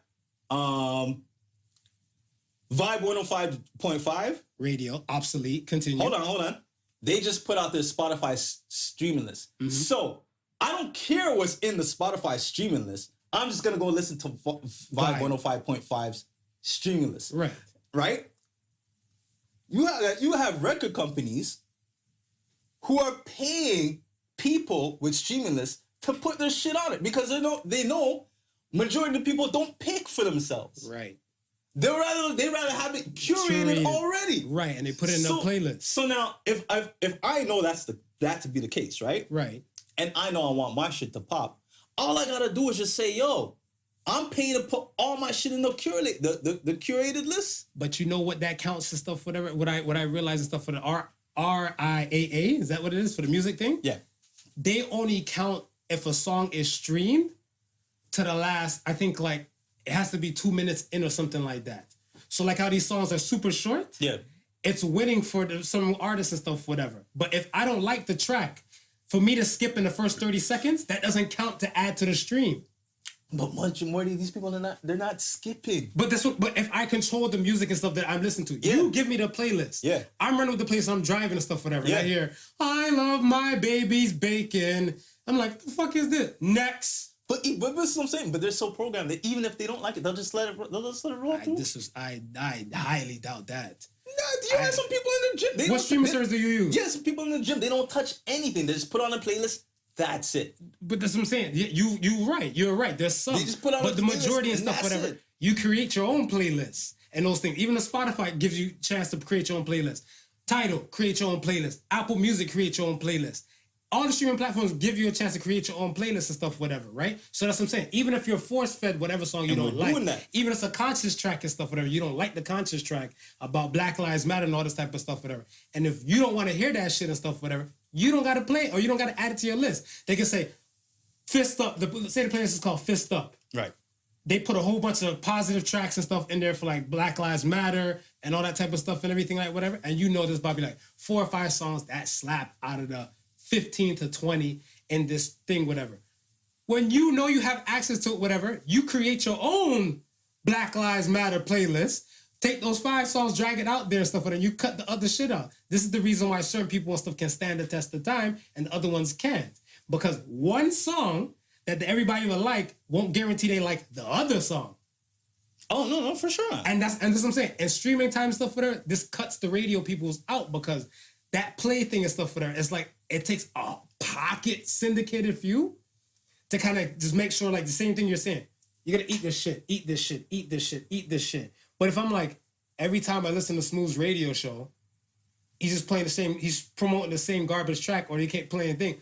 Tootsie Slide is an example of stuff in my world. Tootsie Slide is not a track for me. Not a track for me either. Hear me out. If I forget to connect my phone to my deck, yeah, Flow is the first radio station that pops up and stuff, whatever, right? Right. I'm giving Flow a free shout out. I want my money later. When Flow starts playing and stuff for the Tootsie Slide and I hear it, I'm like, fuck, I didn't connect my deck. I go straight to my media. and I cut Tootsie, and Tootsie Slide will be at #1 track. Yes, Flow's pumping that, whatever, but I can't tell you if I listen to Flow for more than 20 seconds, even in a day. And you'll cut it, right? But then you'll have some people like, even though it's not my favorite song, I'll just let it ride. And they'll let it ride. And I get it, because even if I'm on a work setting or something like that, where the radio is too far for me to reach, or they just play a playlist and I just can't have no access to change it and stuff and everything, like whatever. Yes, you have those pocket of few. If we work in a clothing store together, we work in a Podical Sun store, whatever, you go on your Spotify list with Tootsie Slide and stuff on there, and I'm in the store walking around, I'm like, fuck, this song again. I can't reach it because I'm on the floor with customers and everything and stuff, whatever. So it's gonna ride. You're gonna have to let it It's gonna ride, but that's what I'm saying. I'm not saying that pocket doesn't exist, but I'm telling you, the more people that have access to this shit and stuff, whatever, they're not allowing the shits. That's the reason why some of the bullshit and stuff, whatever, can't stand the test of time like how they used to when radio had more to control. Radio and like regular TV, those middlemen and stuff, whatever, I'm telling you, they're gonna be cut. People like us, the podcasting people, and people like the streaming people are gonna kill radio. Guaranteed. It's already happened. But guess what though? Yes, it killed radio and stopped all those record labels from actually walking down to the record station and doing exactly what I'm saying they're still doing now, paying the DJ to play the garbage record, paying the DJ to put the garbage record in high rotation. They're no longer doing that. What they've done now is they bought shares in all the streaming companies. And now with their share money in all the streaming companies, they're just going to all the curated lists, which used to be the radio disc jockey, and saying, hey, put this in your list and play that. That's fine. This is how the shit is getting spun now. So let's go back to the original argument now with the whole, they're gonna give us anything that's gonna generate them money. Right? Right. And we're saying the artist who is usually doing the gang shit and generating the money from the music they're saying, we're saying, okay, that music no longer makes money. Now they got to go out and find, quote unquote, the conscious rappers. Right. To now fill the void and now take up space and make up money in this new arena that we're going to. So we're saying probably half of the rappers that are out now may not stand the test of time if that's what happened. Like who do you think the rappers that are out now, who do you think would be able to make that transition? To make a transition? Yeah. I can't tell you. And then it doesn't necessarily have to be like a full transition, but we'll be able to knock out one or two. I think everybody is capable of doing a 1 and 2 and stuff for that, because I feel like it's the same thing. Even like this podcast, whatever, right? A lot of people assume we're all about the jokes and shit like that, whatever, shits and giggles and stuff from whatever the blip they see or hear, and it's so much more deeper than that. It's the same thing. Ludacris to me is like a fun, jokey type of rapper, but you can't forget a track like Runaway Love. Yeah. Jadakiss is a type of man and stuff where they talk about gun busting, selling drugs and all that type of stuff, but you can't forget a track like Why. Right. You know what I'm saying? Styles P, same thing. You can't forget a track like Listen. Okay. There's still, every artist is capable of doing at least one of those tracks, whatever. But that's what I'm saying. Like to make a full transition and stuff, whatever, right. I don't know. No. Do you think artists are able to create a full album of tracks like that? Or do you think it's just like I got the one away? If you're already doing it, whatever you're doing. If you're already doing it. If you're already doing it, you're already on solid. that level, then yeah. You're solid. Yeah. If you're not, whatever, then you either roll with them or get rolled over. That's it. Because if you got that, and that's the thing and stuff, and this is what I'm telling you about pertaining to versatility. Either you build up your fan base to a degree where you don't have to change and do anything and stuff, whatever, and move with the movement, and your fan base is solid enough to hold you down, or you just roll. And I feel like a person like the prime examples of the both and stuff, whatever, you just roll is Drake. Drake rolls with whatever's going and stuff and everything like that, whatever. Jay-Z isn't. Jay-Z has his fan base, and they're just there. And that's what I'm saying. To the younger dudes, whatever, Jay's just this old rich dude that's married to Beyonce, who his girlfriend might play and stuff like that, whatever. Period. And they know of the name and they know what he does and stuff like that. But he's just his fan base. I haven't heard Jay do a reggaeton track. I heard Drake do Mira, Mira. I haven't heard Jay jump on some new young dude and stuff, shit, talk about some hood shit. But I heard Drake and stuff, whatever. 901, 305, look a lot. Either you roll with it or you get rolled over until you have a solid type of fan base that stick with you. This is the reason why I felt emotional when Selena Gomez was begging for like her record to beat Roddy Ricch. I'm like, Heifer, your fan base is solid. You got nothing to worry about. You probably got the most followers on friggin' social media platforms. They love you even if you fart in a bottle and call it perfume. You are okay. Don't worry about competing with somebody else. It's enough paper out here for everybody to get. That's what I was like, why are you complaining? But then again, that's what I'm saying. Some people have to realize this stuff, whatever. That's lack of self-confidence. Your fan base is that solid, you got nothing to worry about. And if your family isn't that solid and stuff, whatever, you got to roll with whatever's going on. I think they get bonuses for certain achievements. Absolutely. Yeah. When you have, come think about it. That's why they bitch. If they jumped on this bitch and said that, fuck that nigga Marv, everything you say on this microphone, on this podcast, is Pulitzer Prize winning status. Not your average Joseph. You went from regular not your average Joseph to Pulitzer Prize winning not your average Joseph. Woo-hoo! Everything you touch is gold. No, but I'll still bring you along for the ride, though. I just want to eat a little bit. No. I don't want to get You're right there, man. You're right there, man. No, you're right there, bro. But I'm saying, like, it happens like that. And that's why I always just look at the peoples and stuff like, yo, if they make the transition and stuff, especially with these times and stuff like that, I'm all for it. It just shows me more versatility and stuff under your belt. I'm about versatility. That's the reason why, like I said, with Denzel and the certain type of actors, I'm looking for versatility and stuff to put you as one of those grades. If I see you only, or even a musician and stuff if I see you only do one type of lane and everything like whatever, you got to be great at that one trick that you can do.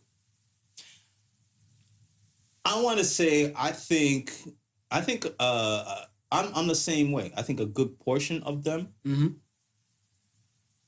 would stay around.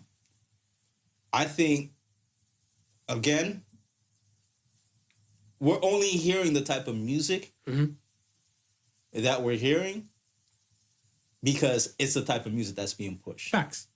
They're force-feeding that shit. Right? And with these artists knowing that, I don't think they have the luxury of doing anything else. And I think they're more than capable of doing other things. Maybe not all of them, but I think there's a good portion out there that's capable of doing great shit. Yeah, of course, absolutely. But I mean, like, yeah, if they look at what's selling or what can make a track and everything like that. Look at who's always that thing to me? A$AP Rocky. When A$AP Rocky came out, I never knew he was from Harlem.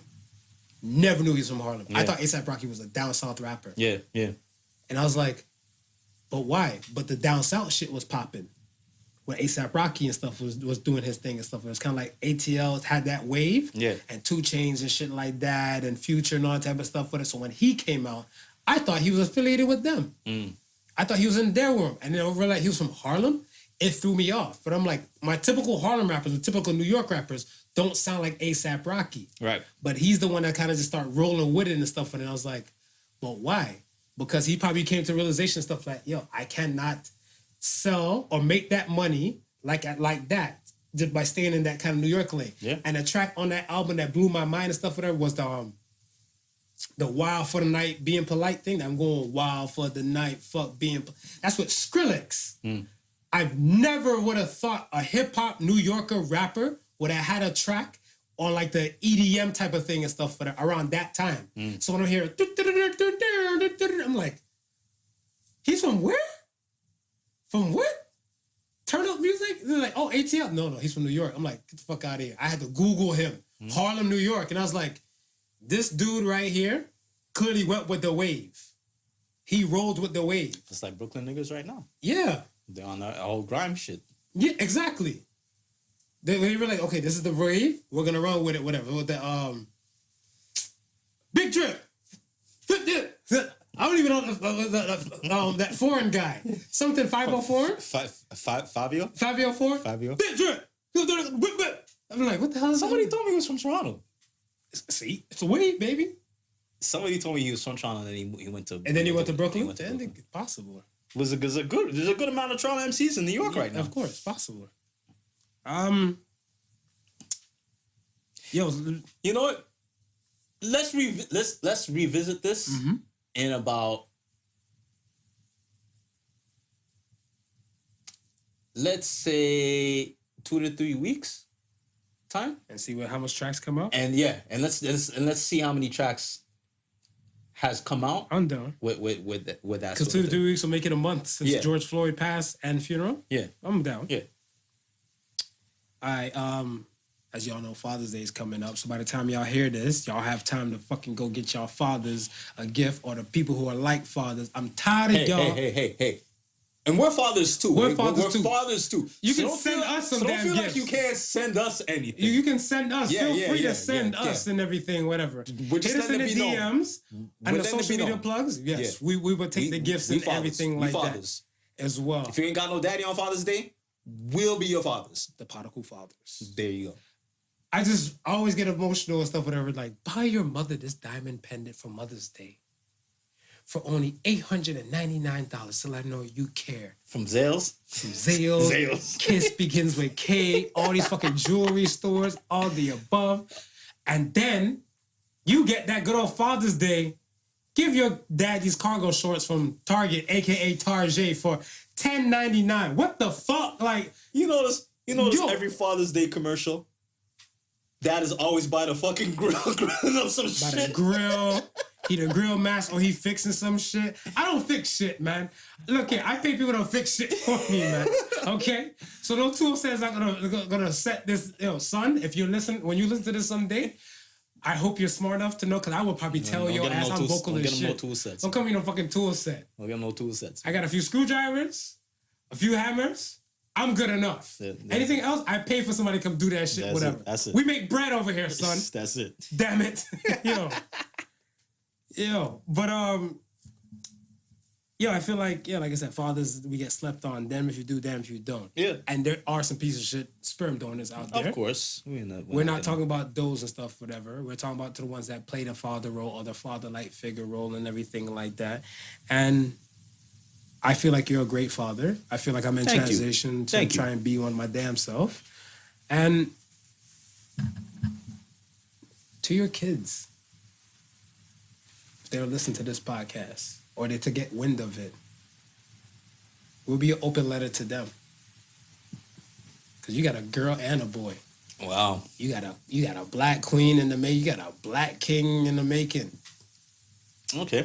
All right. So start off my open letter with letting them know that how much I love and appreciate them. Mm-hmm. And every day I strive to not only be a better person, but a better father, a better father figure, and a better husband for my kids to actually see and witness that.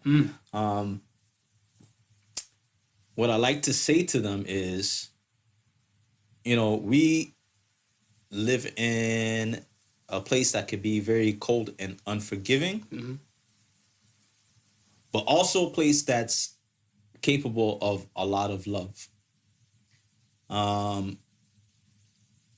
How you're situated in this world is how you situate yourself.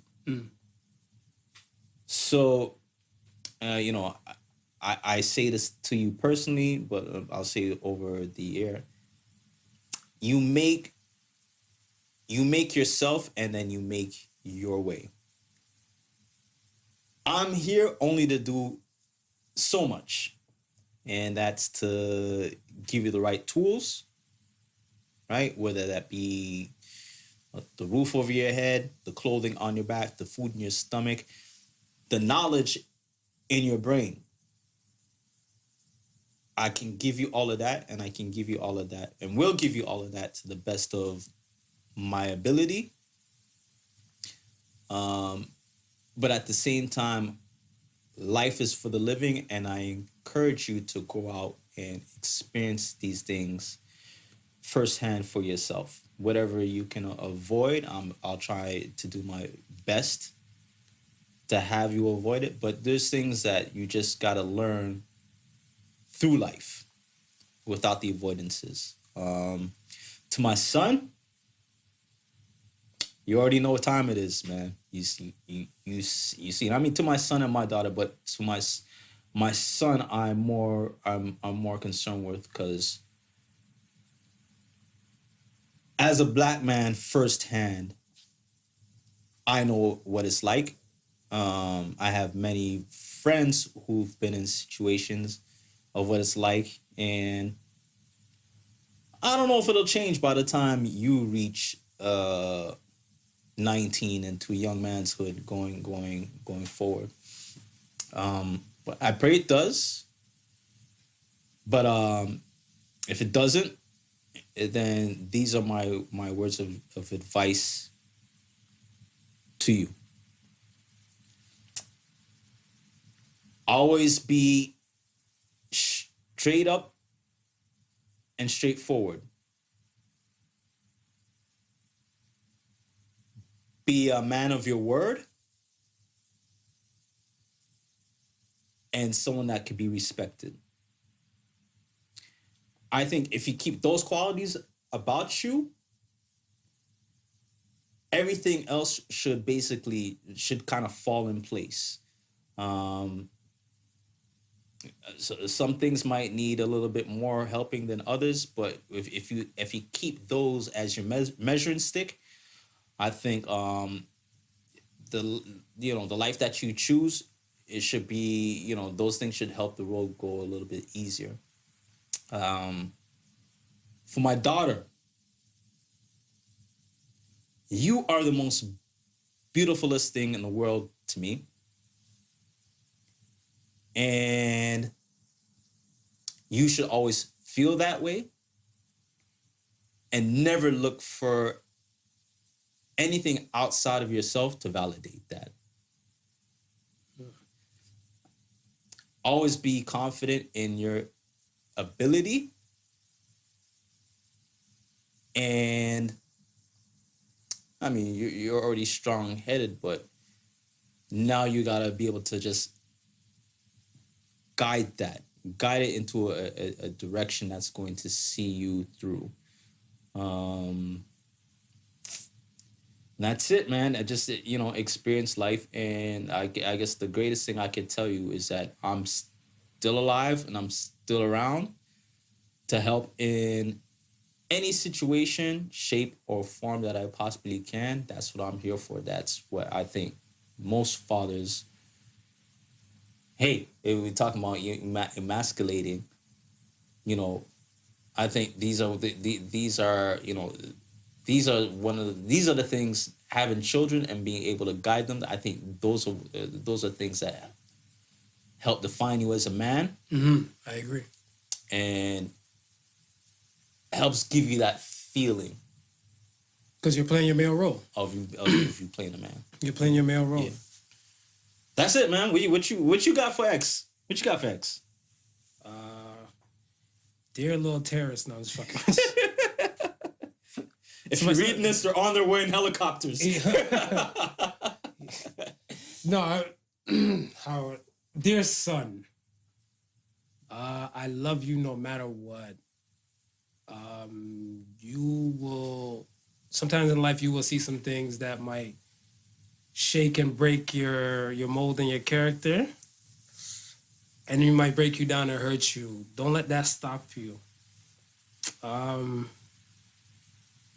Especially in today's times, if you're stopped or harassed by the police, I need you to remain calm. Sucks. Because you remaining calm might be the difference of me seeing you or me not ever seeing you again. I think that part sucks. Yeah. I know we live in a society and stuff, whatever, that is not set up for people that look like us to win, but your pops is a gamer and you're handed a set amount of rules to play the game. And I've beaten several thousands of games with those set rules. So I know you'll find a way to beat them at their own game, to win at this game called life. I can get a little emotional on this. Be brave, be bold, and be intelligent, because that's the type of man I'm planning to raise you to be. Don't let certain things stop you. Just stand firm and be proud of who you are, because you're my son. And I mean that with everything and stuff. And never blame yourself for the thoughts and actions of somebody else, because you are who you are and you can't change who they are. I love you no matter what. And I hope somewhere in your generation, by the time you're ready for this, it's a different world we live in. Because Whitney said the children are our future. So I'm leaving it up to y'all and stuff, whatever, if we haven't completed and successed our route for you. That's it. Yeah. And got me there. You know what, man? Listen, man. For the mothers out there who may be playing both roles. Yeah. You feel like you want to play this message for your children? Go ahead, man. You know what I mean? And add your piece to it. You know what I mean? It's like, it's so funny because I think within the last few weeks, the phrase it takes a village to raise a child yeah, has come up so often. And you know, it's one of those things where we really, I really wish we had that community here today. Yeah, I agree. Where, you know what I mean, if I gotta go, God forbid, if I gotta go somewhere, do something important for my family and my people, I don't have to worry about because everybody got anything. your family's best interest in mind. Nothing. Yeah. Everybody's got my family's best interest in mind. My kids, I know they're gonna be just fine. Right. You understand? So I mean, like I said, if you feel this message that we given to our kids because we're fathers, and we will be part of that village to help. We are part of that village. We are a part of that village, man. So play for whoever, man, and just have them give us a call on or send us a message on Father's Day. Yeah, because we still lacking in that department. Pretty much. Before we get to the question of the week, this question of the week is brought to you by Black Fridays. It's a slow but steady pace that we're building. We're helping the Black communities and stuff, whatever, bit by bit, city to city, worldwide. Yes. To start buying back, especially on the first Friday of every month, starting July 3rd. July 3rd. Every first Friday of the month, whatever. If you're not going to spend no money into a Black business and stuff, whatever, save your money. Save your money, man. And let them know, because the Black dollar and stuff weighs heavy in the markets. In America, it's 1.2 trillion. And on this side of the world, it equates to probably about 63 grand a year on the Canadian side. And that's only Canadian Black folk make up 1.2 million of the population of the 36 million. So average person probably makes about $43,000 to $45,000 a year, but they're spending $63,000 plus. It's crazy when you think they're going in debt. It's crazy when you think about it. It's like we know that we contribute, right? We know that, of course. But when you actually just sit down and listen to the numbers men lie, women itself, lie, numbers don't. Numbers don't lie, man. And then we just want you to think about that, right? Think about how much we're putting into the economy daily. Then ask yourself, how much of that money does the Black community see daily? Exactly. So buy Black Fridays. Check them out on Instagram, buy Black Fridays, Facebook, and other social media plugs as well. Check it out. And we're back. Question of the week. Question of the week. Let's get back to the bullshit a little bit. What would happen if men posted, I hate women as much as women posted, I hate men? Yeah, another women's march. You think I have a women's march? We'd have another women's march. You think so? Yeah, we did. Yeah, everybody marching right now. Yeah, damn, they don't like us. We can't win, huh? No. How is it okay for them to say all that bad shit about us and everything? Fuck boy. I never heard a transitional word of fuck girl yet. But it's a problem. It's a fuck boy. Yeah. Toxic masculinity, toxic femininity. We said it, whatever. It's a little friction. Like, where you guys going with this? We are like this because you guys made us like this. So what do you think is a women's march? I say probably women's march too, but they have to eat it. You have to take it because it's not fair and it's not right. Y'all need to stop doing that. We're supposed to be building each other and making each other better people. Instead of tearing each other down, we're supposed to be building each other. How did we get to that? How did we get to that point?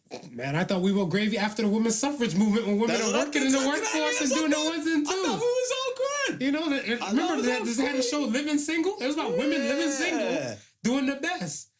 Amber Rose doing slut shame walks and stuff with it. No more slut shaming no more. Why are we still at a problem? I do not know. I don't know, man. Let's hit these Ask the Sons and slide out of this piece. First Ask the Sons question comes from I want to be a Swedish fish. The candy? That's wow. Okay. Why is masturbation typically seen as healthy and beautiful for women, but vile and disgusting for men? I don't want to see no man touch his dick. Yeah, that's probably why. That's probably why. I don't want to see no man touch his dick. I want to touch my own dick and stuff like that. That be that, whatever. No, but he's right though. He's right because I think masturbation and stuff, and especially like, to me, I think it's a stress reliever. Yeah. And I feel like if dude and stuff is to do it and stuff, I'm assuming he's relieving stress. Right. Or tension build up and everything like that. And for women too, the same thing. But it's a problem when the dude wants to buy a sex doll, but she has like every umpteen. What did Kevin Hart? No, not Kevin Hart. Kevin Smith said he said it in like, was it one of the Mallrat movies and stuff, whatever, or the Clerks? He said it's okay for women and stuff, whatever.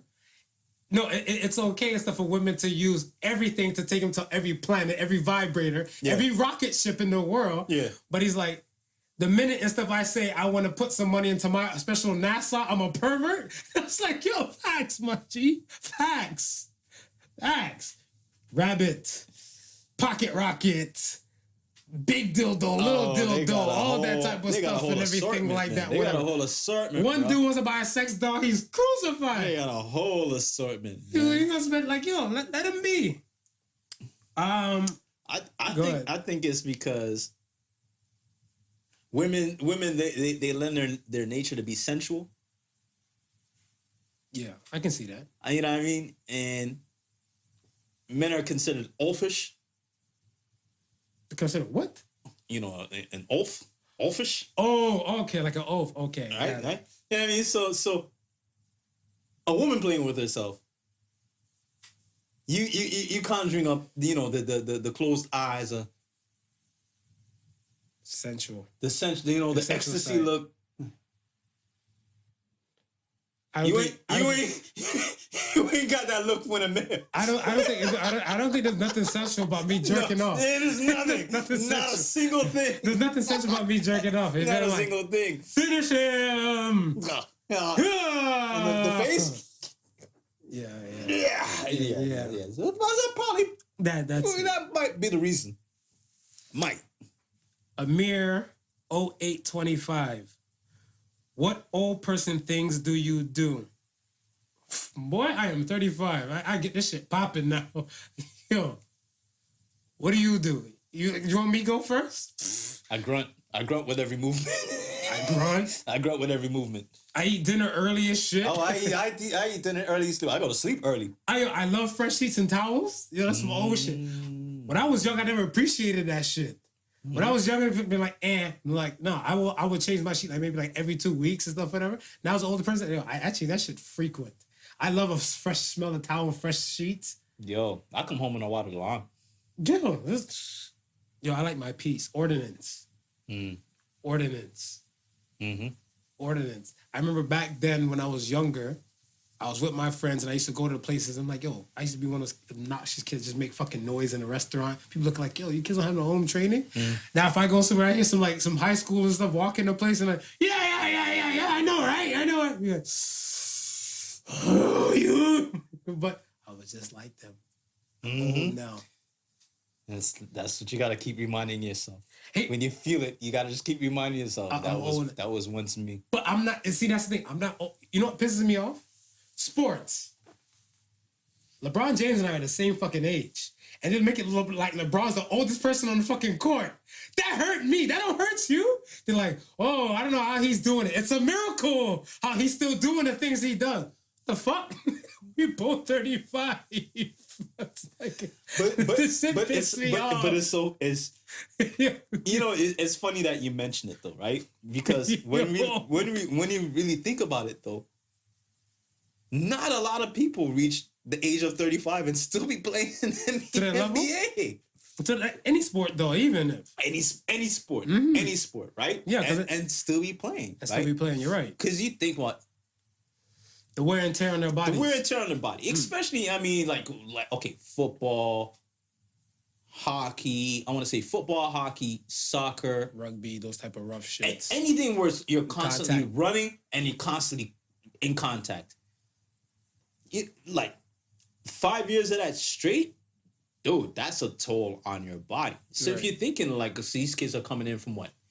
22, 23, the youngest will say 18, the average 22, 23, right? So they're coming in with that body, that built, right? Right. They do all the practicing. They do training during season. They do training off season. For 5 years, that's what they do with their body. And it's like, by the time they hit, you know what I mean, 28, you know what I mean, 29, they got some old people pain, this, that, and the third. So, man. And usually, unless you're really a skilled player, you start dropping off maybe the third or fourth year. Well, I'm a skilled 35-year-old to whatever the fuck you want it to be. So, yes. I'm old and I don't give a damn, and I embrace my damn quote unquote old age and shit like that. But they say what midlife crisis will start 40? 40. I'm not even there yet, so I don't give a damn. I'm in my quarter midlife crisis right now. You good. Last question comes from Captain Waffles. Yo, I love these people's fucking names. Captain Waffles. I love these people's names. Yeah, they're creative. I'd say that. Captain Waffles says, "What is an underrated song that you would like to share to the world?" Oh, for me, it's got to be Bounce Back. Bounce Back. Mm-hmm. Bouncing Back. Bouncing Back. By Mystical. I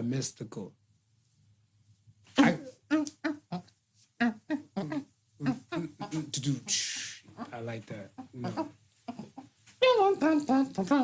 The horns. It's the beat. The horns, man. The beat. You're a producer, that's why. You're a producer. Extra different. That's what it is, right? Because I got reminded of it last week. I've been listening to LL Cool J's Rock the Bell radio on satellite. So all they do is play old school, right? Mm-hmm. So they played that. And it's like, oh, shit. I remember this mystical song. But the beat has... I always loved that beat, right? But now, I'm like, okay, you that's the beat. Now, ain't nobody really listening to what Mystical is saying because hardly anybody could understand Mystical. But then when I listened to the lyrics, I was like, oh, shit. Because all this time, I thought he's talking about a big-ass chick bouncing it back. What is he talking about? No, he's talking about him, everybody always counting him out, and him always bouncing back. But you ain't see bouncing back. Right. Okay. Got my back up against the wall. Mm-hmm. Okay. And when I said like, oh. I was like, okay, so this is a good motivation song. You know what I mean? If you always, want to always looking to come back, you're always gonna so this is the track. I'm not gonna lie, my favorite motivational song is Fireworks, Katy Perry. That shit slap. Do you ever feel like a plastic bag blowing in the... Yo, that one and the roar, those some motivation. Mm-hmm. You're gonna hear me roar. No, but my track will be Dragon Ball Do-Rag by Thundercat. I feel kind of fly, baby girl. How do I look at my do-rag? Yo, that's my track. Y'all need to get hip to that one. Y'all can make 10 babies off that one track and stuff, whatever. Be like, he's like, yo, am I doing it right? Yo, stay with me all through the night. Dragon Ball Do-Rag. Y'all need to get him. Dragon Ball Do-Rag. All right. And Thundercat, I think when I got hit the Thundercat, he opened up for Flying Lotus. Okay.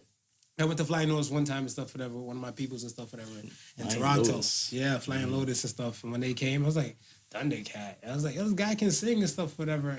I'm like, he was like a dread dude and everything. Like, it was new, and he was playing instruments. I'm always a fan of musicians that can play instruments and sing. Me too. So then after, like, I'm like, wait, he got a new song. I'm like, Dragon Ball. I like Dragon Ball. Yeah. And I asked him about the do-rag track, and he's like, we have sex with women in their bonnets, but they can't have sex with me in the do-rag. I'm like, that's what's up. Yeah, I like artists who, can just do more than just sing. Shut up and sing. Yeah. Instead of shut up and dribble. Shut up and sing. I remember the first time I seen T-Pain in concert. Mm-hmm. Cause I knew he produced and stuff like that, but I didn't know he actually played in any instruments. But then he played the piano live and did one of his tracks. And I was like, yo, this is so dope. That's dope. This is like dope.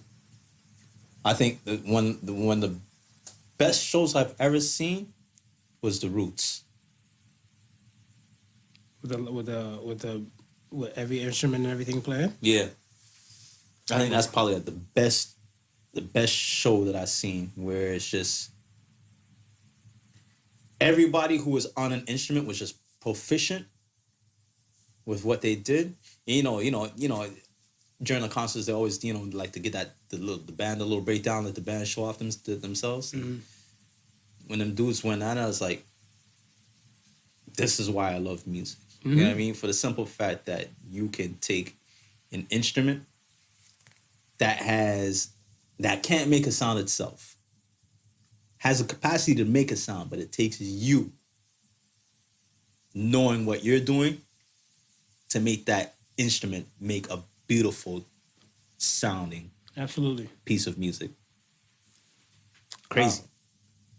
Let's get to the So Say the Suns for the week and slide up out of here. So says the Suns. So Say the Suns. We say it all the time and stuff on the show. I know I say it like 10,000 times, stuff, whatever. I don't know why we never posted this stuff, whatever, but here it is. Be more self-aware and less self-centered. So Say the Suns. Yeah, man. I feel like a lot of people feel like the world revolves around them, and it's not. It's bigger than you. It's bigger than Nino Brown, actually. Yeah. And if you, like you were saying earlier, if you're living in that bubble community and stuff, in that bubble world and stuff, whatever, and you think there's nothing wrong, you're being too self-centered. Once you step out of there and stuff, whatever, and hopefully you become more self-aware to what's going on and stuff, whatever, in the world. I got a piece to add to that. It's on the same lines. Mm-hmm. Strive to be selfless rather than to be selfish. So Say the Suns. So say the Suns. Cool. Cool. All right, Look at us. We know what I mean? We're finishing. We're wrapping up. The sun's still shining outside. We still got some beer upstairs. Beat up some things. Yeah. Yes, we're about to get out of here. Folks, once again, check out Buy Black Fridays and support your local black businesses and everything like that. Let us know if you would like to find out. Hit us in our emails, Ask the Sons, ask_at podicalsons.com.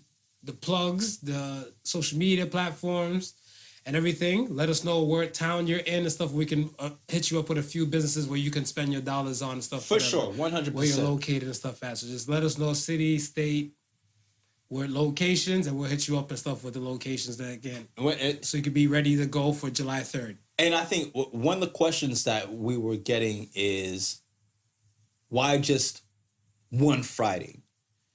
Well, here's the thing. Anything that ends up to be big and monument first started off small and as an idea. We understand that we don't have the infrastructure to take care of all of our needs. So there's certain things that we got to go outside of our community to get, right? With that being said, that very first Friday, we want it to be for us. We're not saying that you can't buy from a black person or a black business any other day. Mm-hmm. We're not saying that you can't do it more than 30 days in a month. All we're saying is we need some form of consistency and some form of collaboration. So if we pick something that's simple as a First Friday where everybody can remember and kind of adhere to, believe me, just that one day in itself would do so much impact-wise for the community and impact-wise to the economy. And we're just starting from there. Who knows? 6 months down the line, it might be so good that we say, hey, first or third Friday. Who knows? It got to start somewhere. A year from there, we might say every Friday, but it's got to start somewhere. It has to start somewhere. So we're starting from like this. And then until then, we'll just transition on to like when it goes from good to great. That's it. That's it. Once again, thank you for listening to Podical Sons. Remember the difference between genius and stupidity. That genius has its limits. Peace and love, y'all. Y'all be safe. Happy Father's Day. Happy Father's Day. Don't forget to go get your pops or your father figure that gift. And if not, you know where to ship your gift funds to. Peace. I ain't taking no socks this year. My socks is fly. You can send whatever. Peace. The Podical Sons with Not Your Average Joseph and Sofa King Marvelous.